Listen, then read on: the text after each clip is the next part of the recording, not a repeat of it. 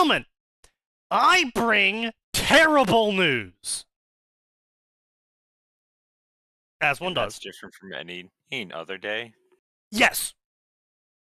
Because the terrible news I bring today is the fact that as of the last census taken by the Department of Education, Oh no. 50% of fourth graders are illiterate. Oh You're no. surprised? No. But it is I think official. So. It's official. Yes, it's now Not official. surprised. Just angry. To make it worse, Fair.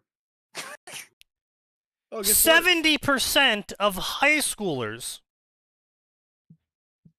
are not considered proficient at reading. Oh god. Oh no. This is from the Not Trump video, surprised. isn't it? With Yes. Asmo, right? Yep. Oh boy. I posted this, yep. Was afraid of that. Hello, LeMay. And then on top of that, roughly the same percentage of high schoolers are not capable of math. This does not What- surprise wait, me. What's the percentage? 70. That's a large number. Yes. That's larger than one of the numbers. Yes. But Common Core was supposed to fix that. Yeah, so much for No Right. Child Left Behind.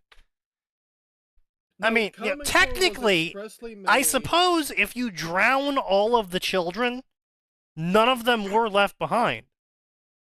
Yes, that was the point of Common Core, was to dumb down everything to the point that no one can understand it, to hide that specific groups of people were fucking up. Yeah. So, yeah, Department of Education has been dissolved. Joy. Well, no, it hasn't been dissolved. I thought Trump cut funding down to the bare minimum, like 1% level or some shit like that. But the department itself it's Yes, still and there. It is going through the process of being dissolved. It is it's- being dissolved. But It it's is. not. It's being dismantled. It is being Yeah. torn Yes. apart as we speak. But it's Live. not actually done. It's No, it's not all they've done. done Of is course cut- not. You know, obviously, it's going to be a process. Yeah. But all they've done so far is, like I said, cut funding.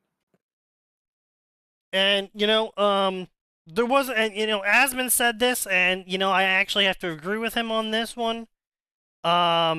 People are complaining that without the Department of Education, how are we supposed to educate everyone? And it's like, well, they Thanks. clearly weren't doing that before now. Yeah. So, Well, my first reaction when the headline came across my screen was, I don't know how to feel about this. And then I gave it 30 more seconds, remembered, oh wait, they're the ones who fucked us over anyways. yes. Burn it. Yeah. You know what? Department of Education was also responsible for getting rid of the school pizza.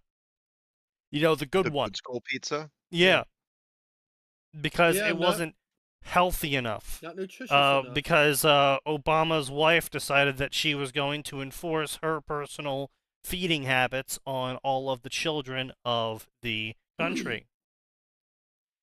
Yeah, and remember what they actually got was a bunch of old stale broccoli and shitty hot dogs that have been cut up, if I recall correctly. Yes.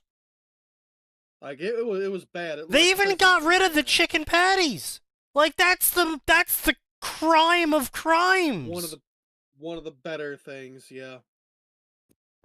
I want my unidentifiable chicken slop breaded in panko. God damn it, they were tasty. Wait, what happened? Well, I mean, Don't to be worry fair, about it. It was identifiable. It was chicken. So Oh it yes, yeah, wasn't well that's fair. identifiable. Yeah, no, that's fair. Yeah. No idea what part of the chicken it came from. I'm Well, gonna assume. You know the what? car- It doesn't really matter because you know what? I never had a problem eating a single one of those chicken patties. I never got a bone. I never got a feather. I never got cartilage. So either Well- they ground that shit up so fine I couldn't taste the difference, or they didn't fucking put the, you know, the unedible stuff in it. Well, So- there are no bones in chicken assholes, Sneaky. Do chickens have assholes? Yes. They have a Yeah. cloaca. Yeah, that's what I thought. But yeah, no, it's just sure, yeah, it's slop parts, but hey, I mean, hey, look, right? You say chicken asshole, I say tomato, whatever. If it's ground into a fine paste and then cooked at 550 degrees, it's now meat, okay? Waste not, want not. If I am incapable somewhere? of identifying the meat and it tastes good and doesn't get me sick, then it is what it is. Yeah, I suppose Honestly, that's fair. considering the only real negative health concern there is actually the oil they were frying it in, that's not a bad trade-off. True. Yeah, the True. oil was fucking terrible for Like me. The oil the was oil terrible. is the oil is the big problem with fried chicken, or fried anything. Yeah. Like, That's what I'm makes it pretty unhealthy sure. usually. I'm pretty sure it would have been healthier to use motor oil than whatever they were fucking using. Honestly, they should have just stuck to tried and true like canola, or That just just go reminds me back of to the. lard. That just A- reminds me of the anything- name 9-in-1. All your Well, bathing no, needs we oil. can't have anything lard, but Max. vegetable Lard oil. would be healthy for kids. Mm. We must feed them coal by processing. Well, not even that. It Yes. would be healthy and tasty. You can't have the kids have that.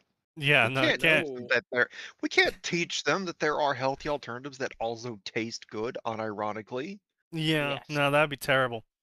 So in work news, I had a funny story earlier. Oh, geez, what was it? Oh, right. So, lady submits an issue. She says that clearly we're doing our jobs wrong. There's a permission issue. It's all our fault. We did something. She's checked with the graphics department countless times, and they have assured her that the picture they have provided her is absolutely perfect with no flaws whatsoever and should work as a team's background. I'm sorry. Repeat that? I didn't. What part did you not get? Who said this? A user submitting a task. Okay. Okay. So, I looked at the upload procedure and I noticed something. This was an age bomb for myself.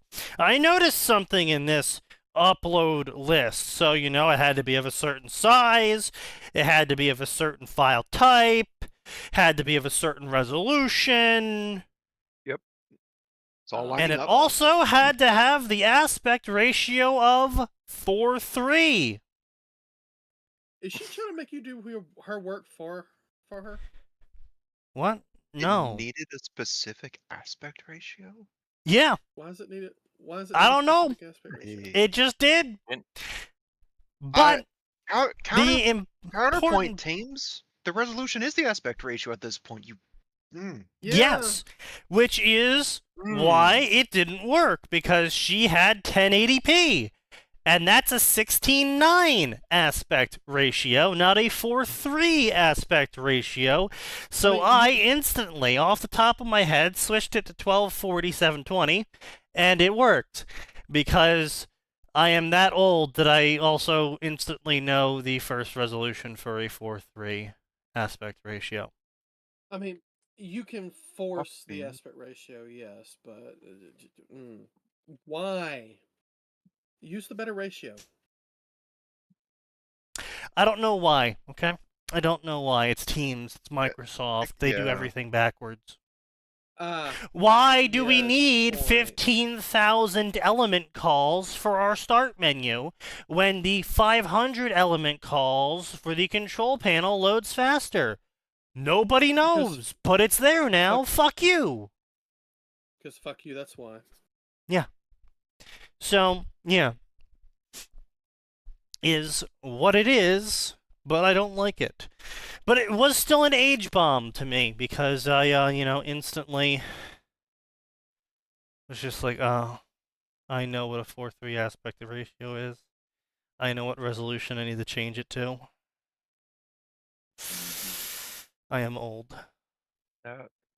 Yes. I just find it absurd that they have the resolution completely untied to the aspect ratio. Yeah. Well, If the limit is 720, just say it's 720. Don't lie to me, teams.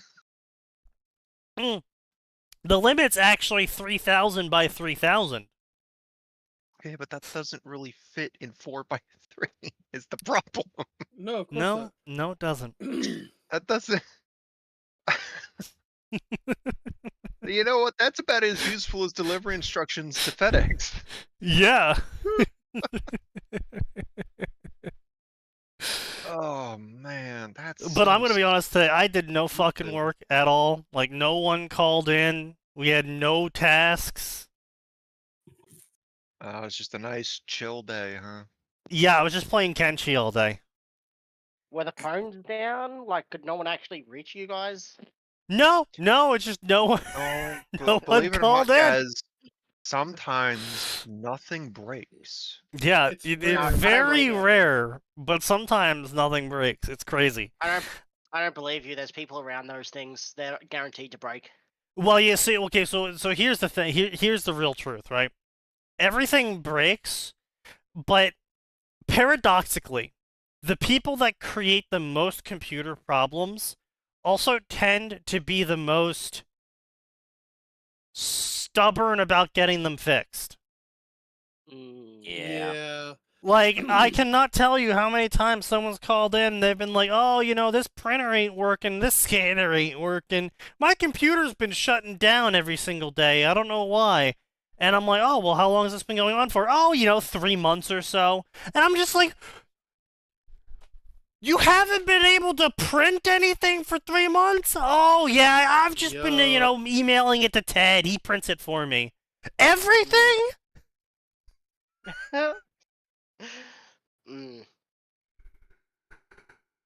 Oh. And then here my work is, hey, we're gonna do an update, and now your computers are gonna restart 4 times a day. Yeah, well, that's actually just Windows' fault. That's not your company's fault. No, because it was the company's app that we all have to have that they've got an update on for logging in certain shit. Mm. Yes. Yeah, No, it's not. It's I think Avanti. Something else like that. I don't know. But yeah, no. So it's just it's crazy, It's just crazy. But Oh right, I gotta get bingo set up. Yeah. I ended up taking yesterday off though, because I was up until 4 a.m. Sign knows this. I was up until 4 a.m. because at 12 o'clock in the morning, I was like, oh, I will go ahead and run this update on this server now because we're now past the offline hours. It's going to update.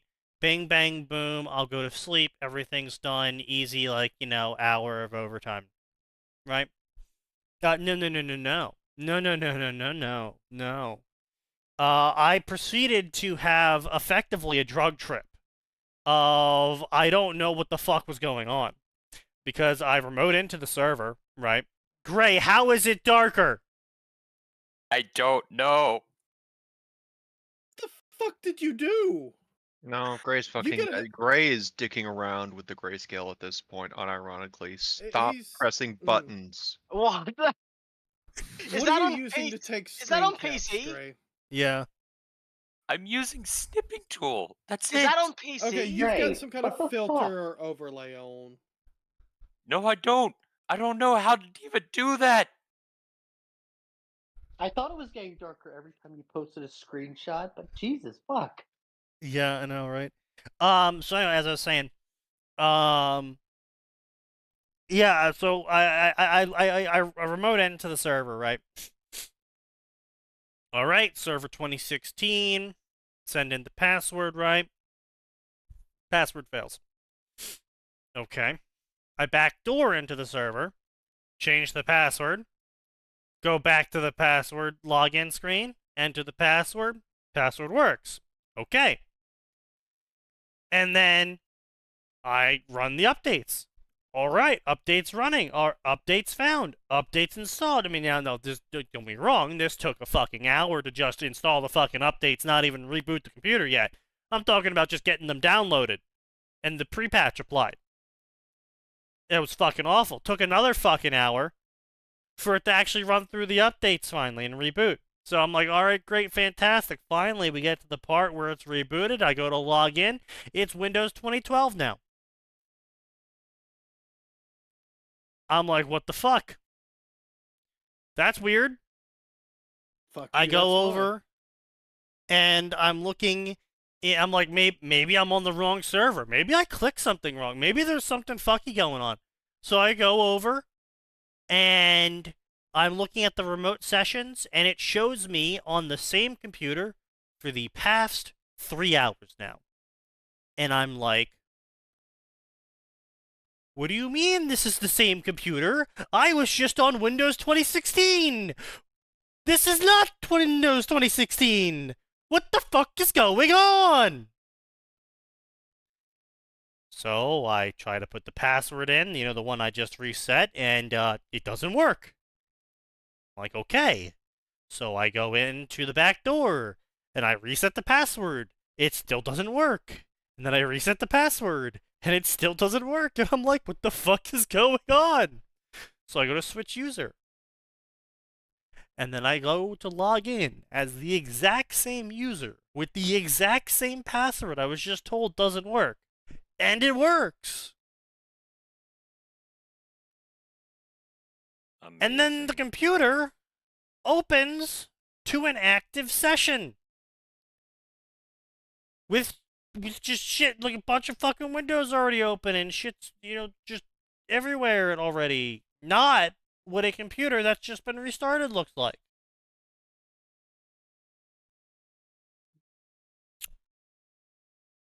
So I Virtual rebooted that. machine. See, yes, except the small issue here is that when a virtual machine goes into sleep mode, you are kicked out of the RDS. Yes. So it would be impossible for me to remote into a computer and get the Windows 2016 login. And yet. My theory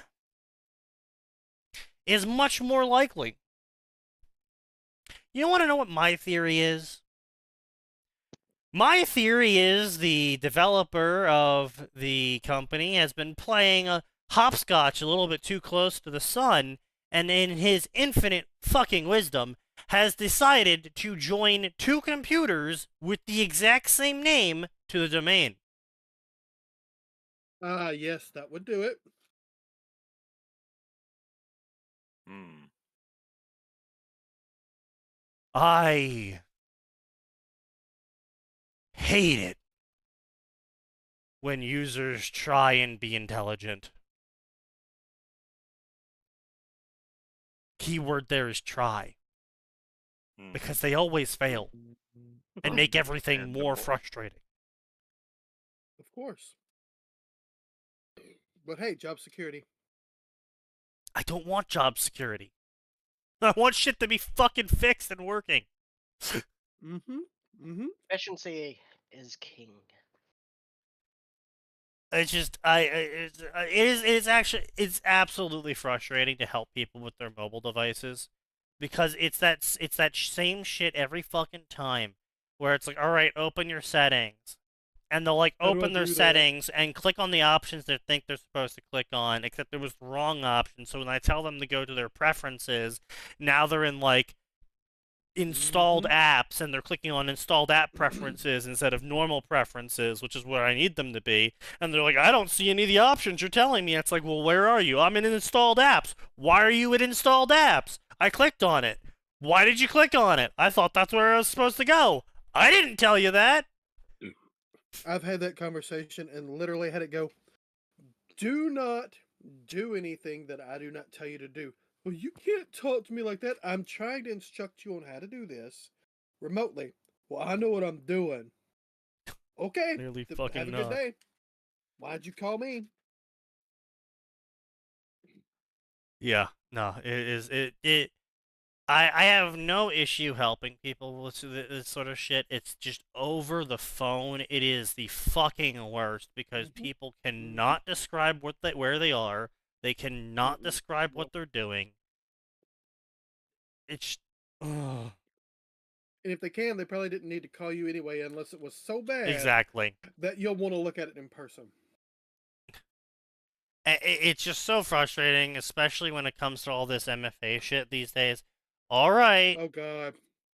Go to the Microsoft Authenticator. I don't have that installed. Yes, you do. No, I don't. Scroll, scroll, scroll, scroll. Okay, maybe I do. All right, open it. It's asking me to buy a subscription. That's not the Microsoft Authenticator. Yes, it is. No, it isn't. You're looking for a blue padlock with a person inside it. Oh, okay. Yeah, that doesn't have a blue padlock. Scroll, scroll, scroll. Oh, I found it.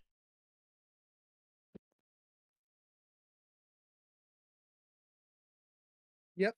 Users. I've showed them pictures. I would get on their computer. I would show them the app they're supposed to install, the picture, the exact name as it appears on their phone, and they still install the wrong app because they keep just searching Authenticator and installing the first one that shows up. Yep. And it's like, no, this specific one. That's why I'm telling you this specific one. Just like when the GPS says take a left at the next left, you don't take a left the second it tells you to take a left, because that goes off a fucking cliff.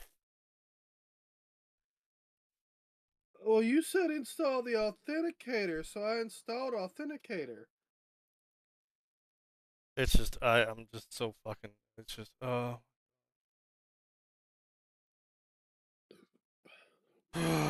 Using technology should require an IQ test. there is an IQ test.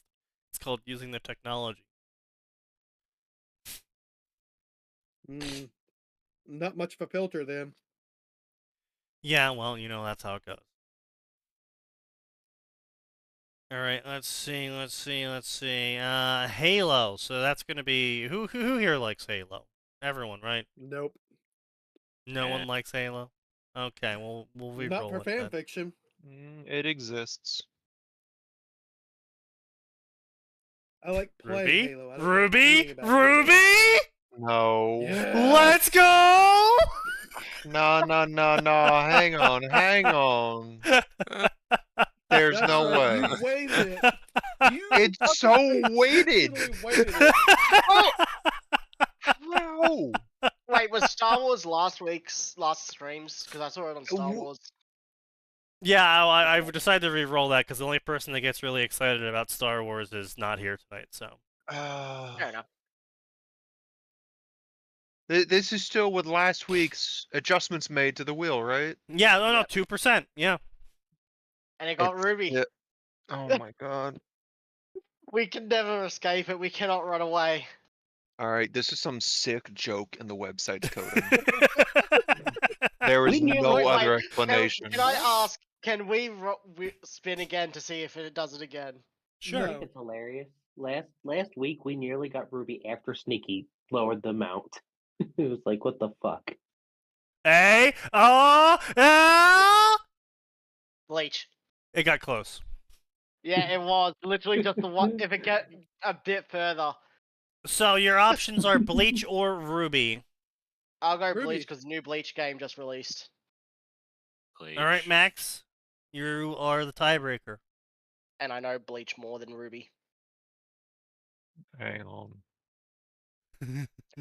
Hang on a second. Yeah, I'm gonna Are let you Google flipping a do this coin? for me. yeah. Yeah, I'm letting Google flip. Oh, God damn Fair it. enough. It's Ruby, isn't it? Heads for Ruby. God damn it. Awesome. All right, Ruby, it is. Okay, I didn't even say it out loud in the hopes that Google wouldn't listen to the mic. Nah, it figured it out. It just read Oh, my hey, mind. you know, speaking of listening to the mic, did you guys all hear the news? Oh, Yeah, yeah. they're breaking the law even harder now. Well, I mean, you did agree to it. I don't remember No. agreeing to it. I did not agree to be recorded 24/7 and have everything I do fed into your AI. Well, I mean, you did buy the product, so. That is Wait, What's what? it- What's about what being is this- surveillance? it's is this te- Amazon's. Yeah. Yeah, so Alexa has been changed to, well, I mean, it always was sending everything to Mhm. the Amazon servers, and it was always recording you. Now It's it's just using now AI. they're going to be using everything you say as part of their AI training. Well, Yeah, now they're coming they're- out and officially. They're done pretending. Mhm. Yeah. I mean, they Yeah. weren't, they never really were Ah. pretending. It's just now they're just telling you. Well, just wait. Google's about to come out in the open and say the same shit. Just Although they did years right ago. up Being front. torn Oh, apart. they already did that years ago, dude.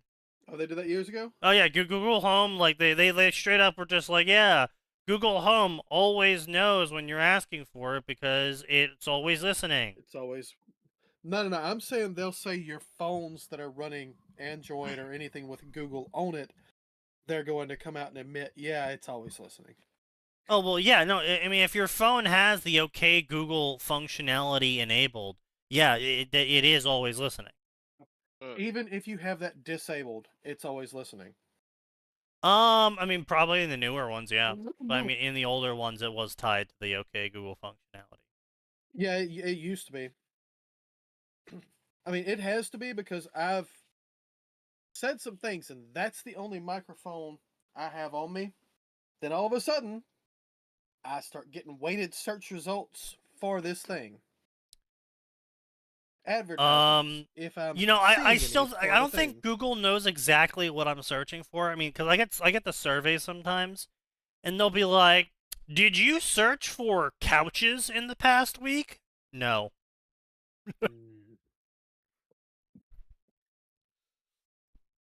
No, I didn't. Yeah, everyone's wiretap is now admitting their wiretaps. I mean, again, they're not Yes. really wiretaps though. Like back when they introduced it, they're like Alexa always knows when you're there. It's like, well, how does it know that? 'Cause it's 'Cause it's fucking always recording listening. you 24/7. Like you have to be willfully retarded to think that it wasn't recording you 24/7. No, yeah.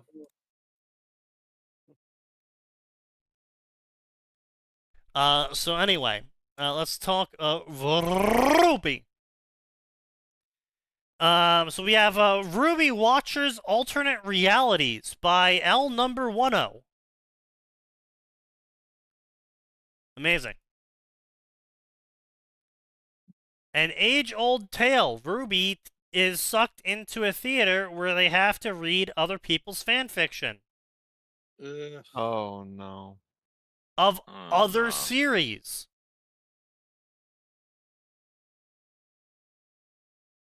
Yuck. Yeah, because that's how you evolve that genre. Is you go from reading their own story to reading canon to reading other people's fanon to reading just completely other stories. Not even that have anything to do with Ruby.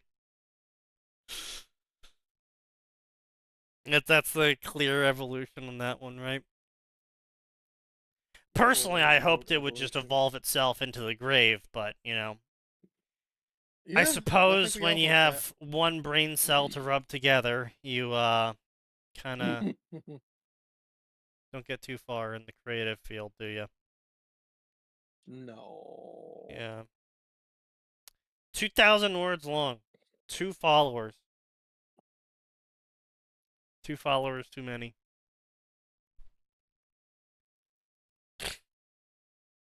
Let's see what else we can get here. We got just another outfit. Professional thief Roman Torchwick lived by his own rules. He broke them all to follow a megalomaniac. Left for dead in the aftermath of a botched robbery, he assumes his past has finally caught up to him. But after a chance encounter, he was given one last shot at a lasting legacy.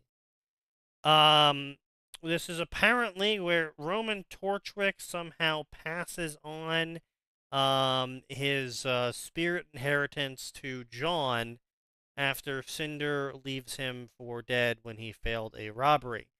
Now, I kind of take a issue with the wording here because it is 2025. It's been about 15 years since we've known Roman did not willingly partner up with Cinder. I'm sorry, how many years? It's been 10. 10 or 15. It has been, yeah. So, Shut up. yeah. No. Man, can you imagine? There are children right now on the internet giving people their political opinions who are younger than Ruby. Cursed. Yeah, Very, yeah. very cursed. Yeah. That is, it's not comfortable. No. No. So this is a 46 chapter, 283K story. Which I mean is fairly significant, all things considered. That puts at around 5K words, a little bit over so 5K no. words a chapter. He gets killed by Cinder in the prologue after failing robbery against Ruby. Jawn finds him. He awakens Jawn aura, and now he's sharing Jawn's body as a ghost with possession. I'm Well, I mean, sorry, I did. what? Wow.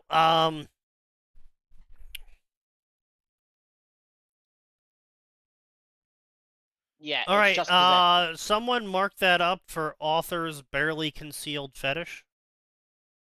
If anyone has that one, go I ahead. have mark that. off. I do have that. What did he do? Author's barely concealed fetish Of possession.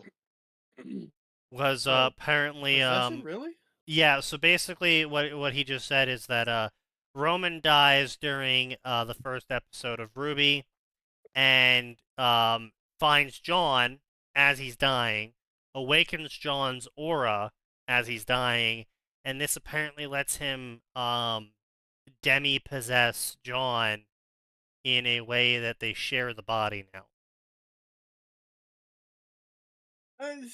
Okay, no, I've written sharing body type stories before. That's not necessarily a fetish. That's just the gimmick. Which is usually a fetish. Are you real? I Sign. Are you What? going to look me in the eyes and say predatory I'm is not talking about not predatory. the author's barely disguised fetish? I'm expressly not talking about predatory. Predatory very much was.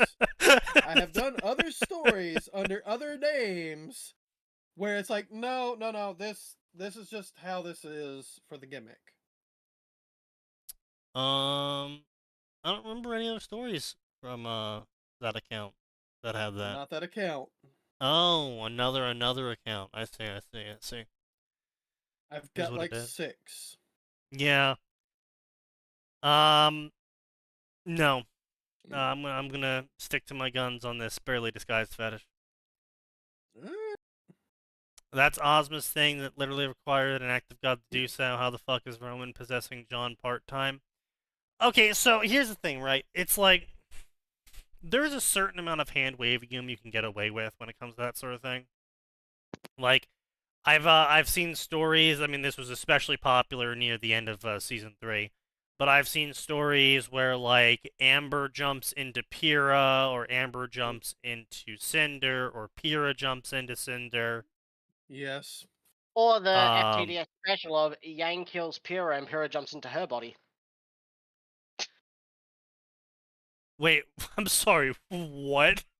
So, Yes. Naruto was the, I think, twin brother of Yang. Pyrrha apparently broke his heart or something, or maybe fucked him while he was drunk or drugged. Yang, and she was already a maiden by then. And so Yang kills Pyrrha, and now Pyrrha's ghost is inside of Yang's head. I'm So sorry.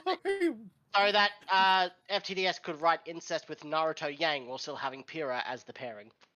What the fuck? Yeah. This was an old yeah, story. This was like fucking a 2017 or 18 story, I'm pretty sure. Yeah, that's author's barely concealed fetish. Yeah, author fairly. Actually, what is Mad Rafter fanfiction doing now? Silver did do Amber possessed Pyrrha, but that was a key plot point in John figuring out more about Aura and making him jump ahead in learning the premise of the story. Silver's premise is John learns about Aura. So I mean that, and on top of that, it didn't go on. Like, it wasn't a gimmick for the story. It was a single chapter. Yeah. So. Okay, The second you said FTS, I blanked it myself. Yeah. Yeah, I don't blame you. Yeah, that's fair. Yeah, sorry, FTDS is doing another Naruto High School DxD crossover. The one in Fairy Tail where he's sexualizing children. And a New to Love-Ru crossover, and then a Manu Hiken Cho where the summary is just boobs with a W. Sure. Huh? See, unlike most people who improve over time as they work on the same thing, FTDS actually shows a very rare neural degradation, where the longer he works on something, the less brain cells he has to work on it with. And he's been working somehow... on Naruto. Yeah, and he's been working on Naruto since 2013. So yeah, he's somehow gone into brain cell debt at this point. I didn't even know it was possible to think with negative amounts of brain cells, but he managed. Here we are. Yep. Also, yeah, he actually used to have summaries. His summaries have just gone downhill. Like, yep. And the amount of sexualized children have gone up. Yes. I really hope there's not a correlation with that. Yeah. Also, I had to go give $30 to a man who gave me a dozen old computer games. It was a good deal. Was there anything other than barely concealed fetish from that first? Not yet. We're still gonna try and read it real quick here, to see if there's any other rude theme tropes usages. Let's see if the Stalker Shadows of Chernobyl, Wolfenstein, Duke Nukem 3D. Roman Torchwick did not heed this suggestion to stop. He chose the opposite. He chose to stumble, turn into a full sprint. Sounds of combat from the crime scene behind him faded. Pain screamed from his side. Blood loss from the gunshot making his head light. Everything spun in a kaleidoscope of muted blacks and grays with red all over. Some bozo walking a lapdog crossed his path along the nighttime city street. Roman swung his cane as a warning to get them out of the way. The guy reared back in fear. A trash can he bumped into spilled its contents. His tiny canine yipped at the threat. Torchwick ignored them while in full retreat. There was only one thought on the fugitive's lips. Almost there. That's not a thought. That mantra sustained him, fueled him. The extraction point was nearby. only a little further, only a little more. There was no choice but to make it. To stop, to be caught, to die. So, I mean, as far as this goes, the narrative isn't terrible. His grammar is correct. Hmm. It's in media res, but not done in a poor fashion. I just generally, I'm not a huge fan of, voice in the head stories. Hmm. I don't mind them, but yeah, I- it can be Hard. kind of fucky. I didn't Yeah. mind them when it was Naruto stories with the nine-tailed fox insulting Naruto, but then I went into the worm Well, yeah. section and I realized, wow, this is dog shit. Yeah. Well, see, that's the thing, right? Is that basically the Kyuubi isn't a character for a majority of the Naruto story. Like, and that's how fan and authors tend to use them, is until they start, like, breaking the mold or doing something crazy and wild to show off how awesome their version of Naruto is. The Kyuubi generally is just a, slideshow comedy peanut gallery character, and that's all they really contribute to the majority of the story, so it doesn't really matter where their contribution is coming from. Mm. Um, Unless but the author's name is Noodle Hammer and they want to have sex with it. true. But then they get an actual character manifested Yeah. in reality. But generally, stories where one of the characters is not able to act upon the world and just has to do a lot of fucking talking, they can get pretty rough because you basically have 24/7 commentary that you have to do. Like, a lot of shit that you wouldn't commentate on when you are personally doing it. If all someone can do is watch through your eyes and they can't even commentate on participate everything. in the construction, they're obviously going to fucking commentate on everything. We kind of got around that in Undying Scarab in the fact that, shards are shards and they're not really big talkers in general. So we didn't really have to worry about that too much. But, I mean, Taylor fucking monologues enough for the both of them. Jesus Christ. Yeah. Have you had a chance to look at the chapter yet? No, I'm rereading Undying Scarab now Fair. to get my mind back into it, but then I've gotten a bit distracted with some shit, like I've got a jury summons on Monday. That's fair. But yeah, but other stories, like Devil on My Shoulder, which is the Tanya into Sakura story. Argan Ice or some shit like that is a Tanya into Ruby story where Tanya is a bodiless ice demon that the Schnee family has contracted to assist them with their semblance or some shit, and she possesses them all. I don't know where they're going with that. They're kind of updating really slow. But generally these stories are not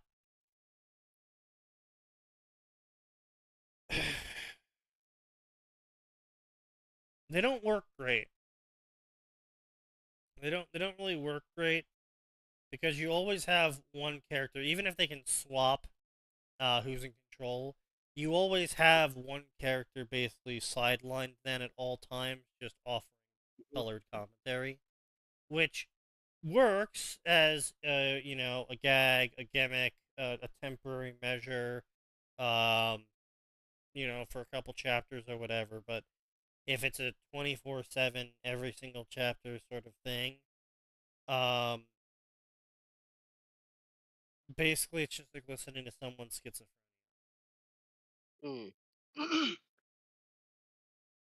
I think that's the point. I mean, yes, but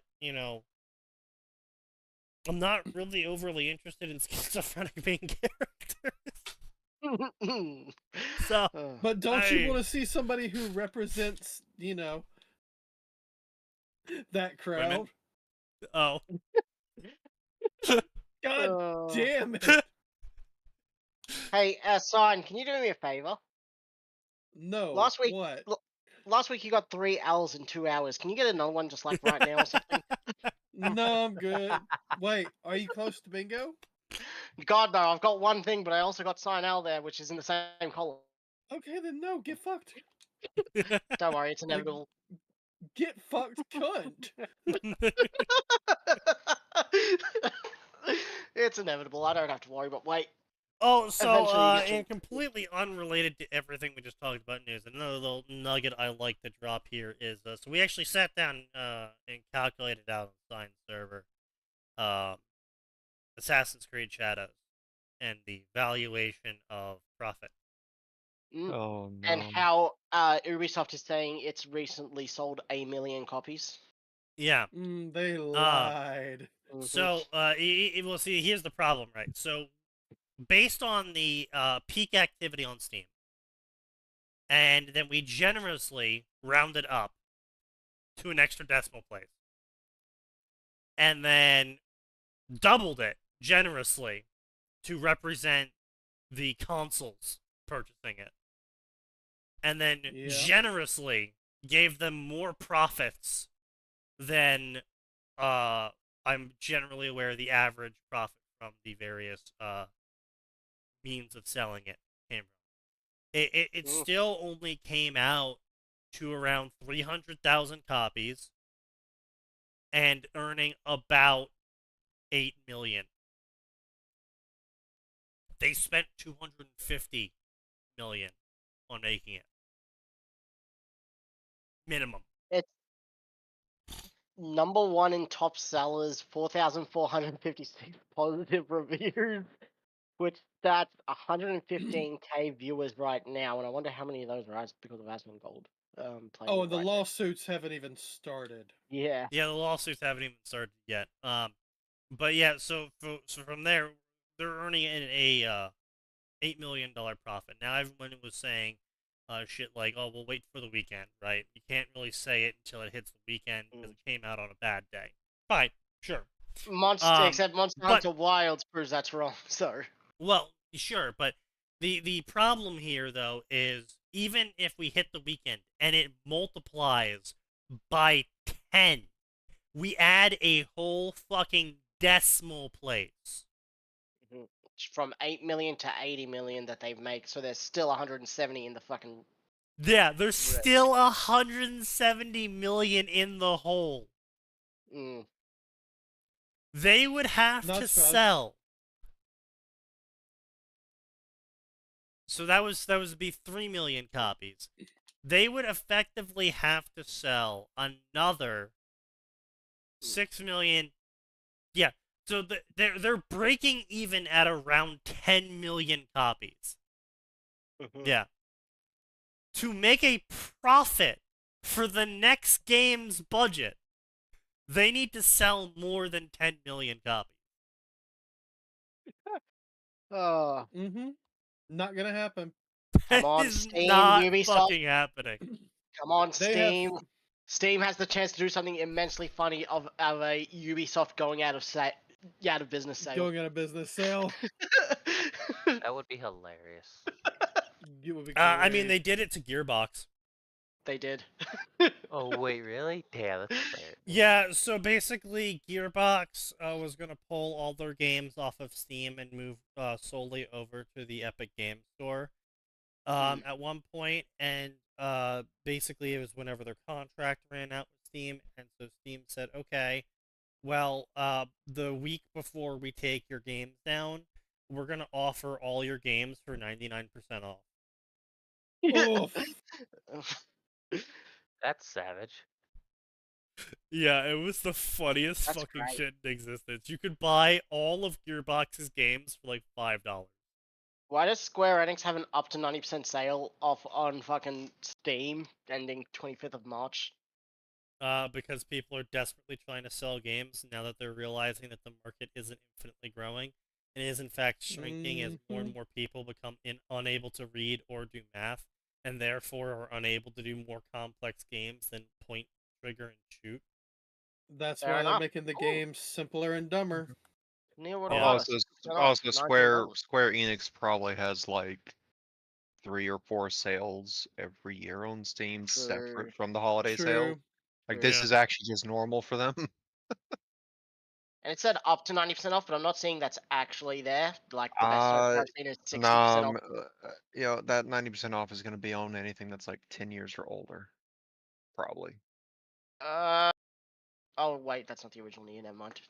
Pixel remasters. No. Like, yeah, here's one for 86% off. It's from 2013. Yes, Anachronoa or whatever. Anachronics. I cannot read that font. Oh wow, that is Anachronox. Anachronics. I thought that was Anachronoa too. That is That's- an awful X. Oh, that font needs to be taken out back and shot. Yes. Oh god, that Bell in Wonderland is only 85%. That needs to be more. Yo, Daikatana's on sale for 97 cents if anyone wants that. You know what? I like this headcanon. Oh, here we are. Here's a 90% off. Fear Yeah. Effect Sedna. What the fuck is that? Oh shit, Chrono Trigger 75% off for $4.48 Australian. Chrono Cross is also only $12.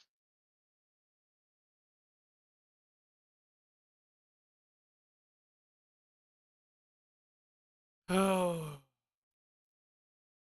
Damn, these are actually some good games for some cheaper prices.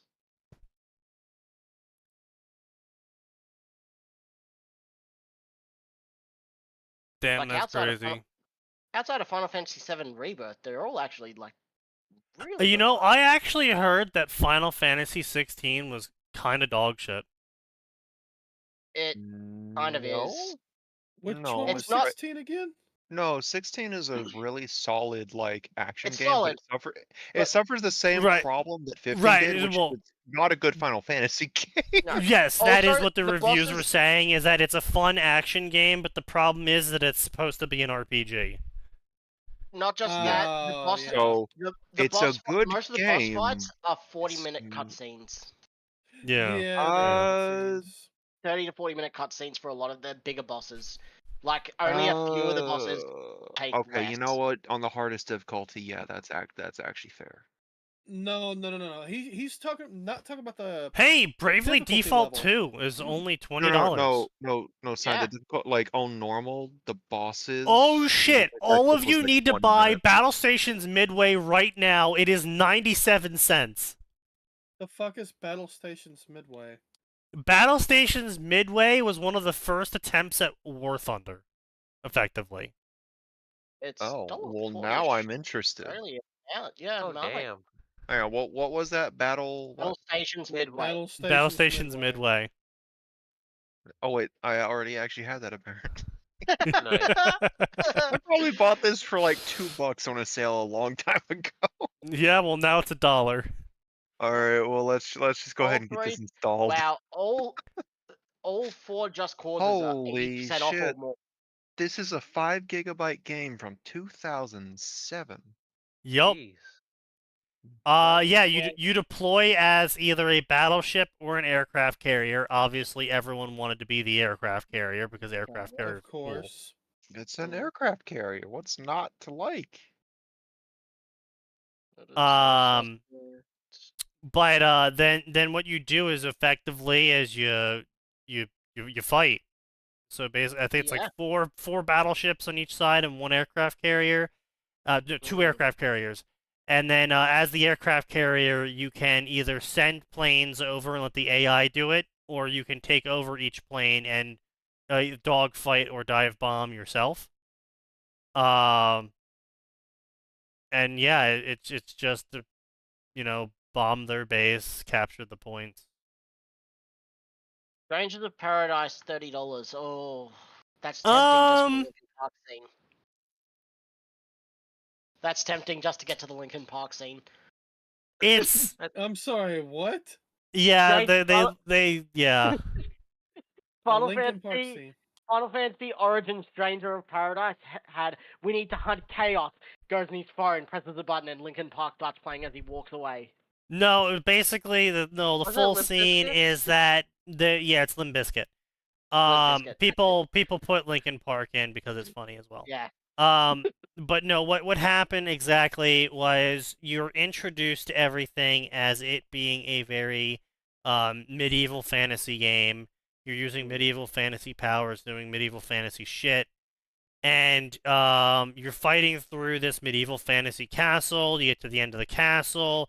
The big heavy hinting, oh, this knight disappeared, and then you find this knight over here, and he's like, I'm gonna kill you in the name of chaos, really, I am chaos.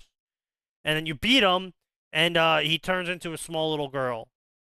And she's like, I'm chaos. You gotta trust me, I have embodied chaos. I am chaos, you have to defeat me, and you'll defeat chaos. And then the main character responds with, bullshit. That's bullshit. He pulls out a modern fucking smartphone, hits play on the music, and Limp Bizkit starts playing, and he just turns around and walks out, and everyone's just like, what? What? And then the cutscene picks up with them outside the castle now, everyone is caught up. And they're like, hey, turn off the music. We have to talk about this. He's like, what's to talk about? I'm gonna kill chaos.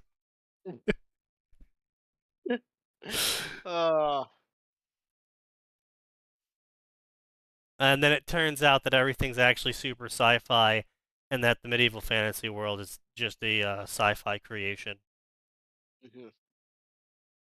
You're in the prototype verse of the Final Fantasy. Yeah. Okay. Yeah.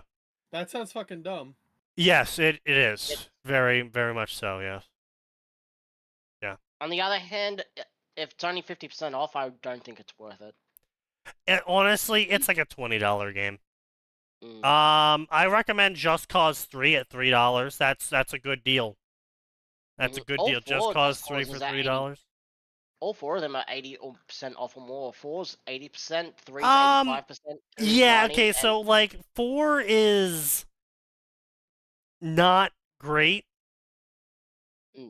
On the other hand, the entire bundle is like $15 if I bought all four for me. So for you guys, it's Yeah, but it gives all the DLC too for that, right?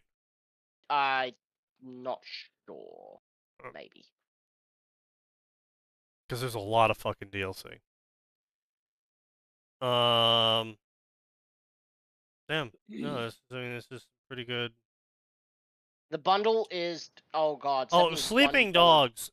If you have not beaten Sleeping Dogs, it's $3 right now. 1,000% buy it. That was such a good fucking game. Supreme Commander Forged Alliance is also $3. Nice. Nier Automata is $19 Australian, so it's like $15 for you guys. I would definitely recommend that. It's the first thing I ever platinumed on PlayStation. Definitely. Yeah, Yeah, you're actually absolutely worth spot on. So I'll go ahead and say what I've been playing. Witchspring R. I know what you're gonna say, but it's good. I promise. It's also not on sale. No, but it's also super cheap. It's like $40. But it's not Uh, on sale. It's $50.95 and it's UO game, so no. Yeah, it's an UO game. We don't do There UOing is here. no lewds in this game at all. It doesn't matter. I'm not buying it. Congratulations, I'm not Stein. buying. You opening your mouth has poisoned people against what probably is a solid game. No, it's It not really even that is it's solid. It's not even that he's poisoned. It's that I'm not buying a cute and funny UO game for $15.95. If it's not on sale, I'm not buying that shit. Yeah, it true. needs to be a lot cheaper. Actually, didn't that game have a demo at some point? Did they get rid of the Yeah, demo? it did. Mhm. It was also Yeah, it's an old couple phone weeks game ago. remastered. Anyway, so Yeah, I mean, it's just the Ruby story is just really generic. The author's competent at writing it, so don't get me wrong on that end. But bitter end. Okay, thief is dying. Blah blah blah. This is what he's going on. Blah blah blah blah blah. Pissant. Sorry, state huntress. Lucky shot. Blah blah blah. Missed spot. Dagger stabbed her. Okay. Blah blah blah. You're fired. Ho ho. Wow. Cinder said, "You're fired" to the Roman candle. Ho ho, wow. Mm. And then she Shut the kicked fuck him up. out. He was a falling candle wick. Oh, Really? wow. So, anyway, John Ark had been walking, blah, blah, blah, screaming, blah, blah, blah, mugging, blah, blah, blah, terrified, blah, blah, blah, going towards the noises.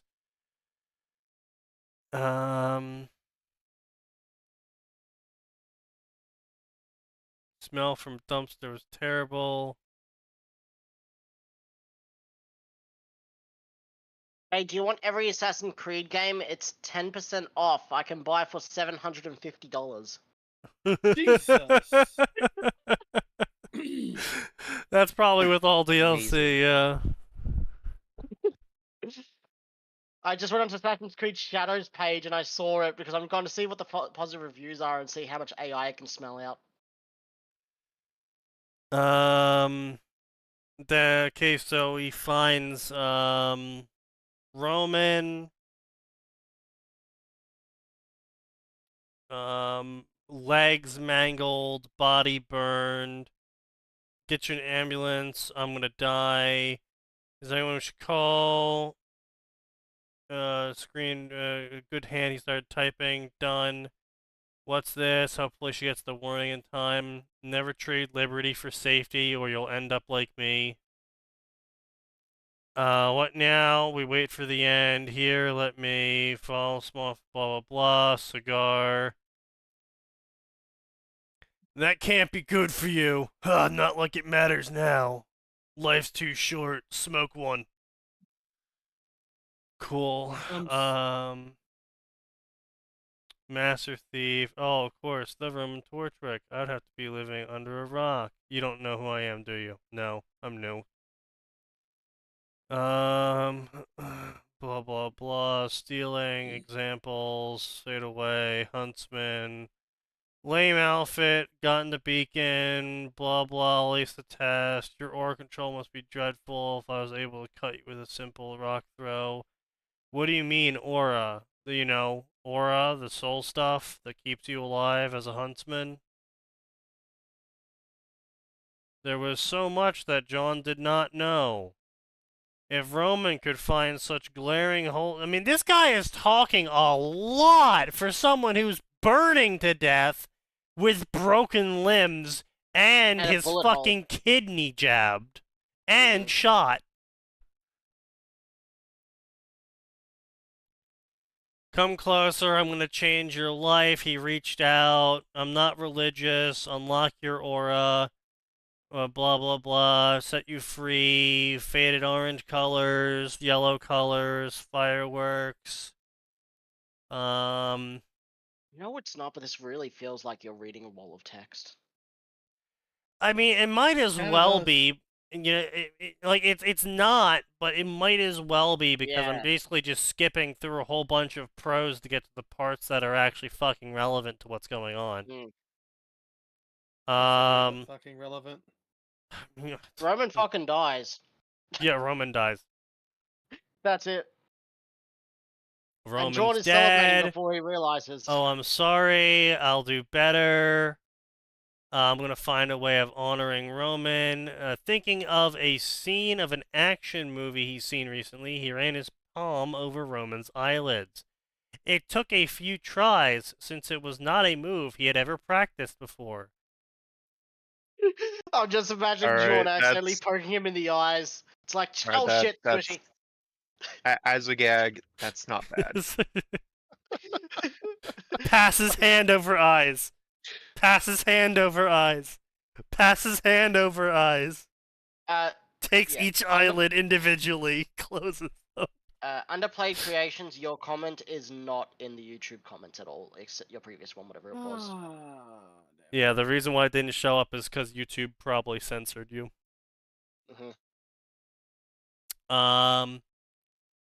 Aspirant picked up the thief in a fireman's carry. I honestly, that's you know, ooh. I don't think John can do that physically. True. You know what? True. No, John was a farm boy. I'll give him that. He might actually be able to do it. We don't know what he was. He wears. Wait, no. Hang on. He wears heavy armor. He doesn't wear heavy armor. Heavy. It's Bro, one chest. It's just he one wears chest a plate, it's not single heavy, plate. But he did just get his aura unlocked. He got his aura just unlocked, which does help him. So. That's true. Yep. That Well. sword and shield are also heavy. Well. A recognizable voice surrounded him. How strange and exciting and unexpected. Roman, he was still dead. Not there. Where? In the mirror. Look over here. And then he noticed that his reflection in the mirror was smiling at him. And then John screamed. That's right. Because Roman's now haunting John. Full disclosure, this story came as an inspiration for College Rule in Corallarán. Of course. Hey, Of course. I never would have guessed. Yeah. Oh, apparently Core revisited the whole haunting thing with a new story called Deadly Shadows. Yeah, I don't care because it's I don't care. Like this would have been 100% funnier if they just made it that the hat was sentient and like was puppeting Roman's body, and it was actually the hat the entire time after John. I mean, just the hat being haunted. You don't even need to do the whole puppeting Yeah. thing. Just the hat being haunted would be funnier. The hat was an uninvolved third party in the ongoing marriage dispute of the two immortal liches. I mean, you could even do yes. something stupid like Roman stole a jewel and embedded it in the hat.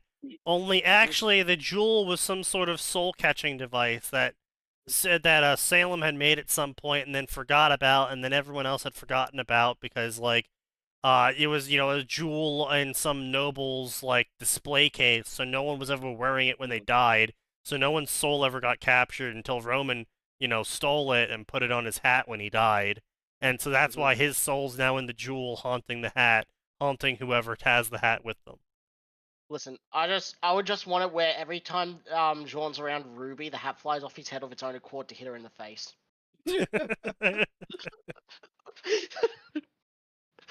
It is Ruby's one true rival. It's not social activities, it's a hat. Fair. I'll allow it.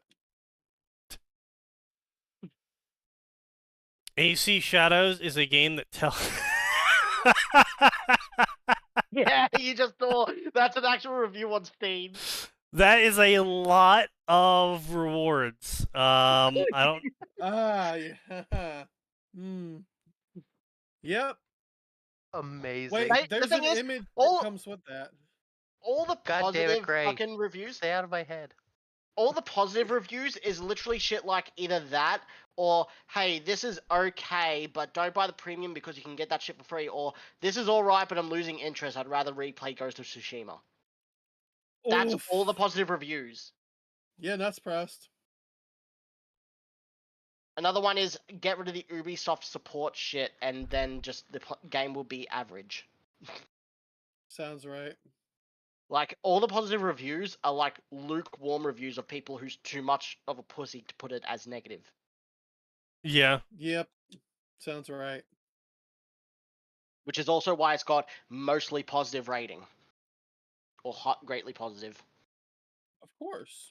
Literally all the reviews are just lukewarm, saying, hey, this is mid and boring. Like, Not surprised. yeah.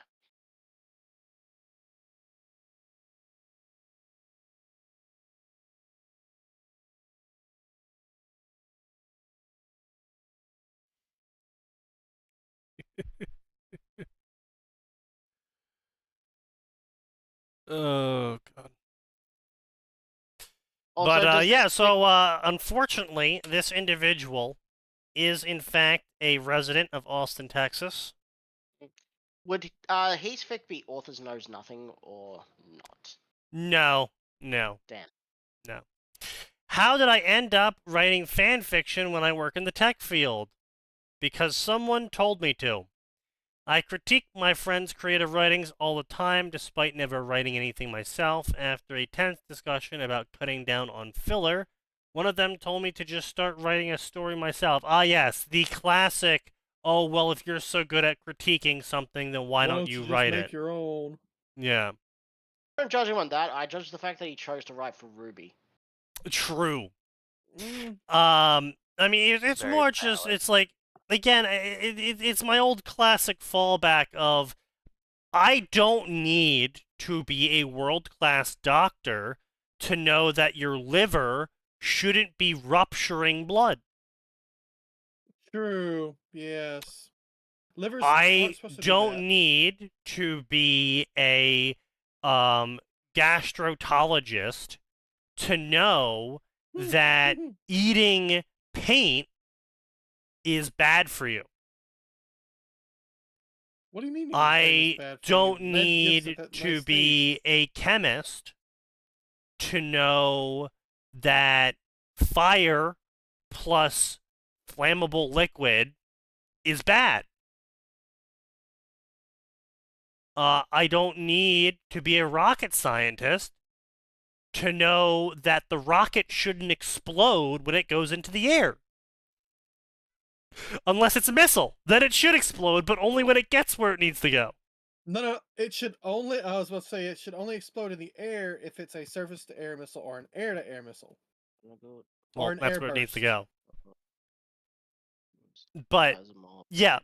So, you don't need to be a world-class food critic to know when your chicken is undercooked. Yeah. It's yes, certainly would being a world-class food critic help you a lot in, describing the balance of palate of the salt used on the chicken and the dispersion rates on it and how long it was cooked on each side, leading to an uneven heating or some sort of shit. Yeah, sure. But that's not what we're commenting on here. What we're commenting on here is, buddy, you need to put some fucking what's that constipation medicine? Imodium Laxative. You gotta take some Cool. fucking laxative and shove it into your fucking story because you got too much filler going on. You know? Shit or get off the pot. Yeah, it's just, if you're gonna sit there and talk about, more refined elements of writing a story, I can certainly see your friend getting upset with you, eventually saying, fuck you, you don't even write, how would you know what's good writing? They're wrong, obviously. But, well, no, so the friend complained when he said, hey, there's too much filler. yes. Like, yeah, that's going to lose you people who's reading. Like, someone who's reading is like, wow, this is full of filler, I don't want to keep reading it. Like, that's something that you would probably want to take into account. Yeah. Not go, why don't you write then? Because fuck Well, you, that's why. Because you know what it really is at the end of the day? A lot of the filler probably was author wanking himself. Yes. And his friend was like, hey, That's not really needed. you're wanking yourself a lot. Like, can we get back to the plot? Like, the whole reason why I'm reading the story. So I decided to take up writing as a hobby. Oh, lucky you. Austin, Texas IT guy. Probably earning a disproportionate amount of money. Wait, what's his name? Will Sevick. That sounds like a real name. Yeah, probably. I also picked up other hobbies like lockpicking and free running and professional wrestling and listening to new music and avoiding a Dr. Pepper addiction. My Wow. big three What? authors are Kurt Vonnegut, Elmore Leonard, and Richard Stark. Their dry wit and plain language is a prose I would like to strive for in my writing. Stark's The Man with the Getaway Face is probably my favorite novel. I mean, hey, look, he's got a decent taste at least. Stieg Larsson's Millennium Trilogy is also a great read for crime stories. Fun fact, Larsson's books are essentially self-insert Pipping Longstocking fan fiction. Yes. That's fair. I also read Philip K. Dick and Isaac Asimov for my speculative science fiction fix. Asimov's Foundation was the first book I ever read by myself as a kid. Along these same lines, Ben Yahtzee Croshaw and John Swartzwelder's book are morbidly funny while keeping to the science fiction genre. I almost died laughing at the Time Machine did it. I feel like alright. this Fuck, guy grew up did you with... just call Yahtzee Yahtzee? No. I feel like this guy grew up with parents who didn't really know how to parent, because if Asimov was your first book you ever read on your own... Yeah. Yeah. Absentee parents. I mean, he's probably our age, right? They handed Probably. him something to keep him occupied. They didn't child-proof the house, they didn't have any child-friendly books, he probably didn't have much toys or ways to stimulate his mind other No, than no, reading those. hang on. Hold hang on, yeah. I am firmly of the opinion that child-proofing the house has been one of the biggest detriments to society. I Ever. meant something small, like a fucking fence on the stairs so they don't fall down inside. That's what I mean by child-proof. No. Again, What, no. We They'll need learn more child or they'll death, bounce. says Sign. They'll learn or they'll bounce. They'll die, you fucking boomer! God fucking... I didn't die. Yeah, you just had massive brain damage instead. You know, that explains a lot. I thought it was just the inbreeding whenever you opened your mouth that I heard. Eat shit. The inbreathing. No, he. Cass out here swinging tonight. Yeah, damn, Cass is just fucking unloading. As you was, the settlement of Relay has many buried secrets. Huntsman Crow Branwyn has been dragged into one of them. While in the crosshairs of gangsters, an assassin, and the corrupt local sheriff, Crow must unearth the secrets or else end up buried himself. Okay, so I mean, you can really see the massive crime genre playing out here. So, like I said, I'll give credit where it's due to the author. They have consistently over the past 4 years updated Just Another Outfit with some over the past 4 years. That actually puts it at 1 chapter a month of 6K words. So you know what? That's honestly that's good enough. Yeah. And over 2 years, they literally exactly 2 years they wrote that second one and finished it. March 28th, 2020 to March 28th, 2022. Yeah, 60 chapters and around, again, 6K words per chapter again. Over the course of 2 years, a crime adventure story in the Rubyverse. And honestly, Crow Branwyn is possibly one of the best characters you can pick to write such a genre for that. He's probably the only character if you think about it. I mean, obviously you can always use the main cast, but being that if you're going to try and write a crime noir story, Crow is the superior option. Yes, because of his experience as a huntsman. Yeah. Also, just because, he's also the grizzled drinking veteran who early, smokes and grizzled drinks, and he He's fits used a to lot things of going the. wrong. He's Yeah. used to things going wrong thanks to his semblance, so he knows how to look fits through the worst. all the tropes of the old detective genre, basically. Yeah, exactly. Where Yeah, so I mean, he definitely is the superior pick. So the author clearly knows Ruby well enough to understand the characters enough to properly pick them. I just feel like this one was a failure in terms of interest. It's a John story. No one cares about John stories. Except for Well, Ruby. I say no one Except for- cares. Everyone cares about John stories because everyone writes John their own way, and that's why everyone clicks on them. Well, you Yeah, tend to only yeah. care about John if you're replacing Miles with your own self-insert. Well, that's what I'm saying, is that effectively, I mean, Core Alaran is basically the counter proposition to me claiming that no one cares about John stories.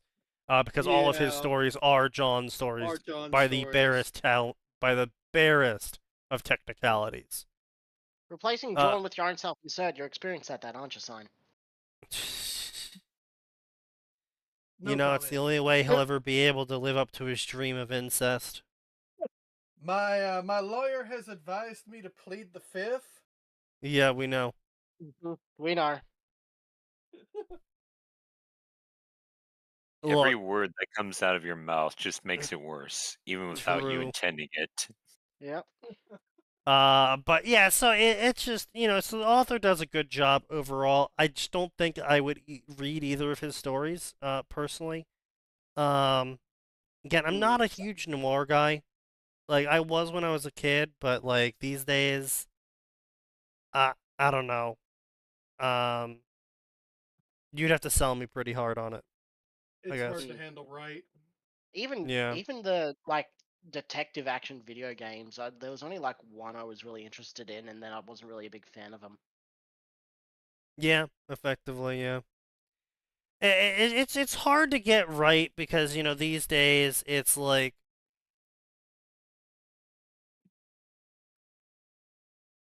All about instant gratification.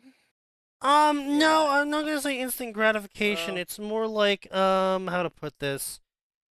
Back in the day, it was relying on cultural norms to explain Yes. why you didn't just pull out a gun and start blasting.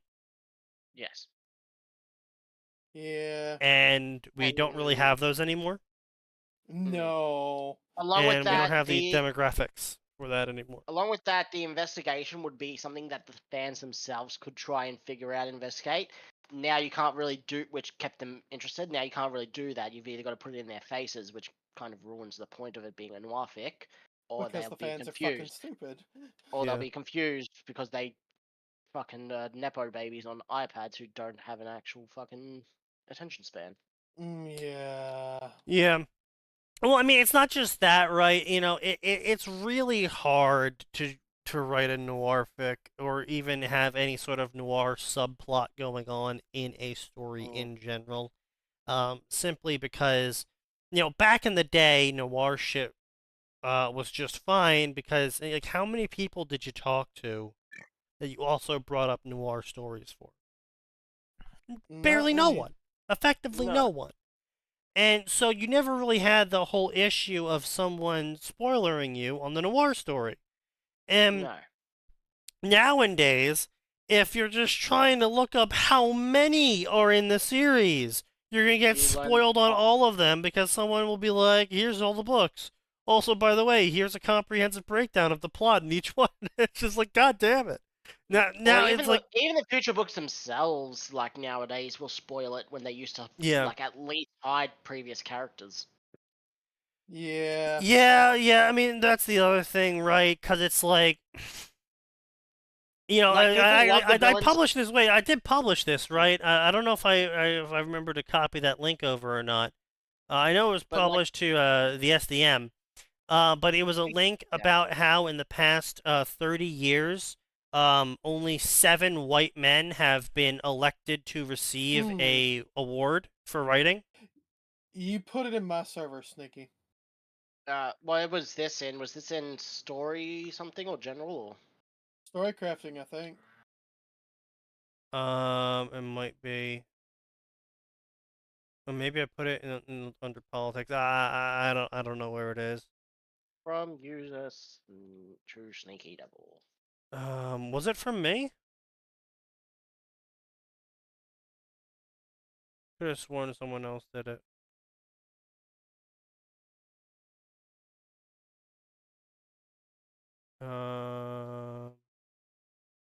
No, I'm not seeing it in story crafting or story discussion. I'm not seeing it in Sneaky's history of the server either. I saw it. I know think I I- saw it. I think I did just see Sneaky calling Neuro a wife bot, but that's about it. I could have sworn you put it in my server. I just don't remember the channel.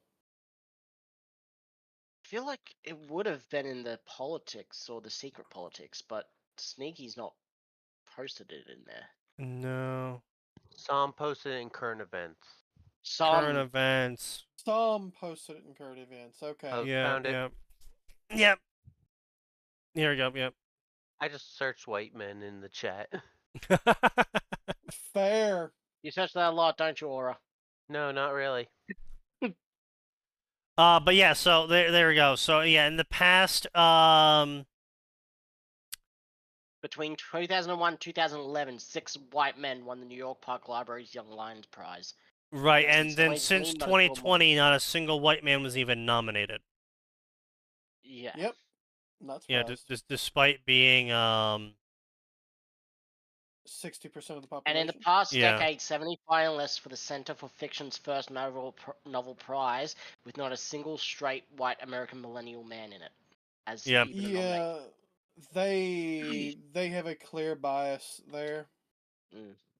Hey, look, hold up, man. Like, look, that is cannot look at me and say, "Oh, wow, that is such a child." Like, you really gonna look me in the eye and say that's a child? Not Gonna a fight single, me on that one? Not That a is single not a white child. American. Wait, not a single white American born after 1984 has published a work Yep. of literary fiction in the New Yorker. Yup. What? It's not that Yup. they haven't It's published been it, it's that the New 40 Yorker years. hasn't chosen them for it. Yes. And yes, they've been carrying this shit on for 40 fucking years. Yeah.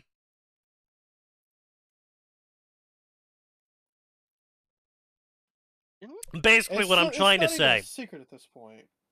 Basically, what I'm trying to say is that the problem is, right, is that the noir series uses the readers and the cultural stereotypes of the time to implicate certain people as being the suspect who is actually the red herring, in which it tricks the audience into thinking, oh, this person is surely it, and then the reveal happens where actually it turns out that they're either the good guy or they're saving the main character from the bad guy, or Yeah. they weren't there after all the whole time, and so now you feel bad about suspecting them because it's about beating down the trope and assumptions at first glance that you have of someone, and which it's which I'm not saying is a bad theme. I'm just saying you can't do that theme now anymore.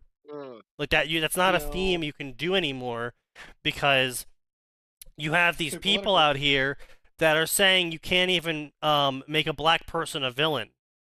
Nope. Period. At all. In anything. Modern investigation novels is, there's the white guy that's being a racist, misogynist asshole. He's the killer. That's it. He did it. Yeah. Yep. So it's a massive problem when you're not even able to carry out the noir half the noir steps to the whodunit story. It's just like, okay, who's the evil person in this group? Oh, well, that's the white straight guy. Must be him. And I wish I was joking, because actually, if you just go to Veilguard, the latest game with a Dragon Age. widely diverse cast, Yep. It was one literally just straight that. white male, he was evil. Yes. Yep. Or hey, we have a grizzled, experienced detective who's going to solve this murder and get everything right. Oh, it's the minority lesbian. Yeah, it's the girl boss who's going to girl bossily. But yeah, you can't show a woman as making mistakes. You can't have a minority being shown as even possibly as a suspect. Or as a victim. No, they can be victims. No, Kaz is sort of right, because then it's perpetuating the hatred. That's why I said of certain things. And then the author is racist because they chose a minority as the victim. Yeah, it's so also That is the thing.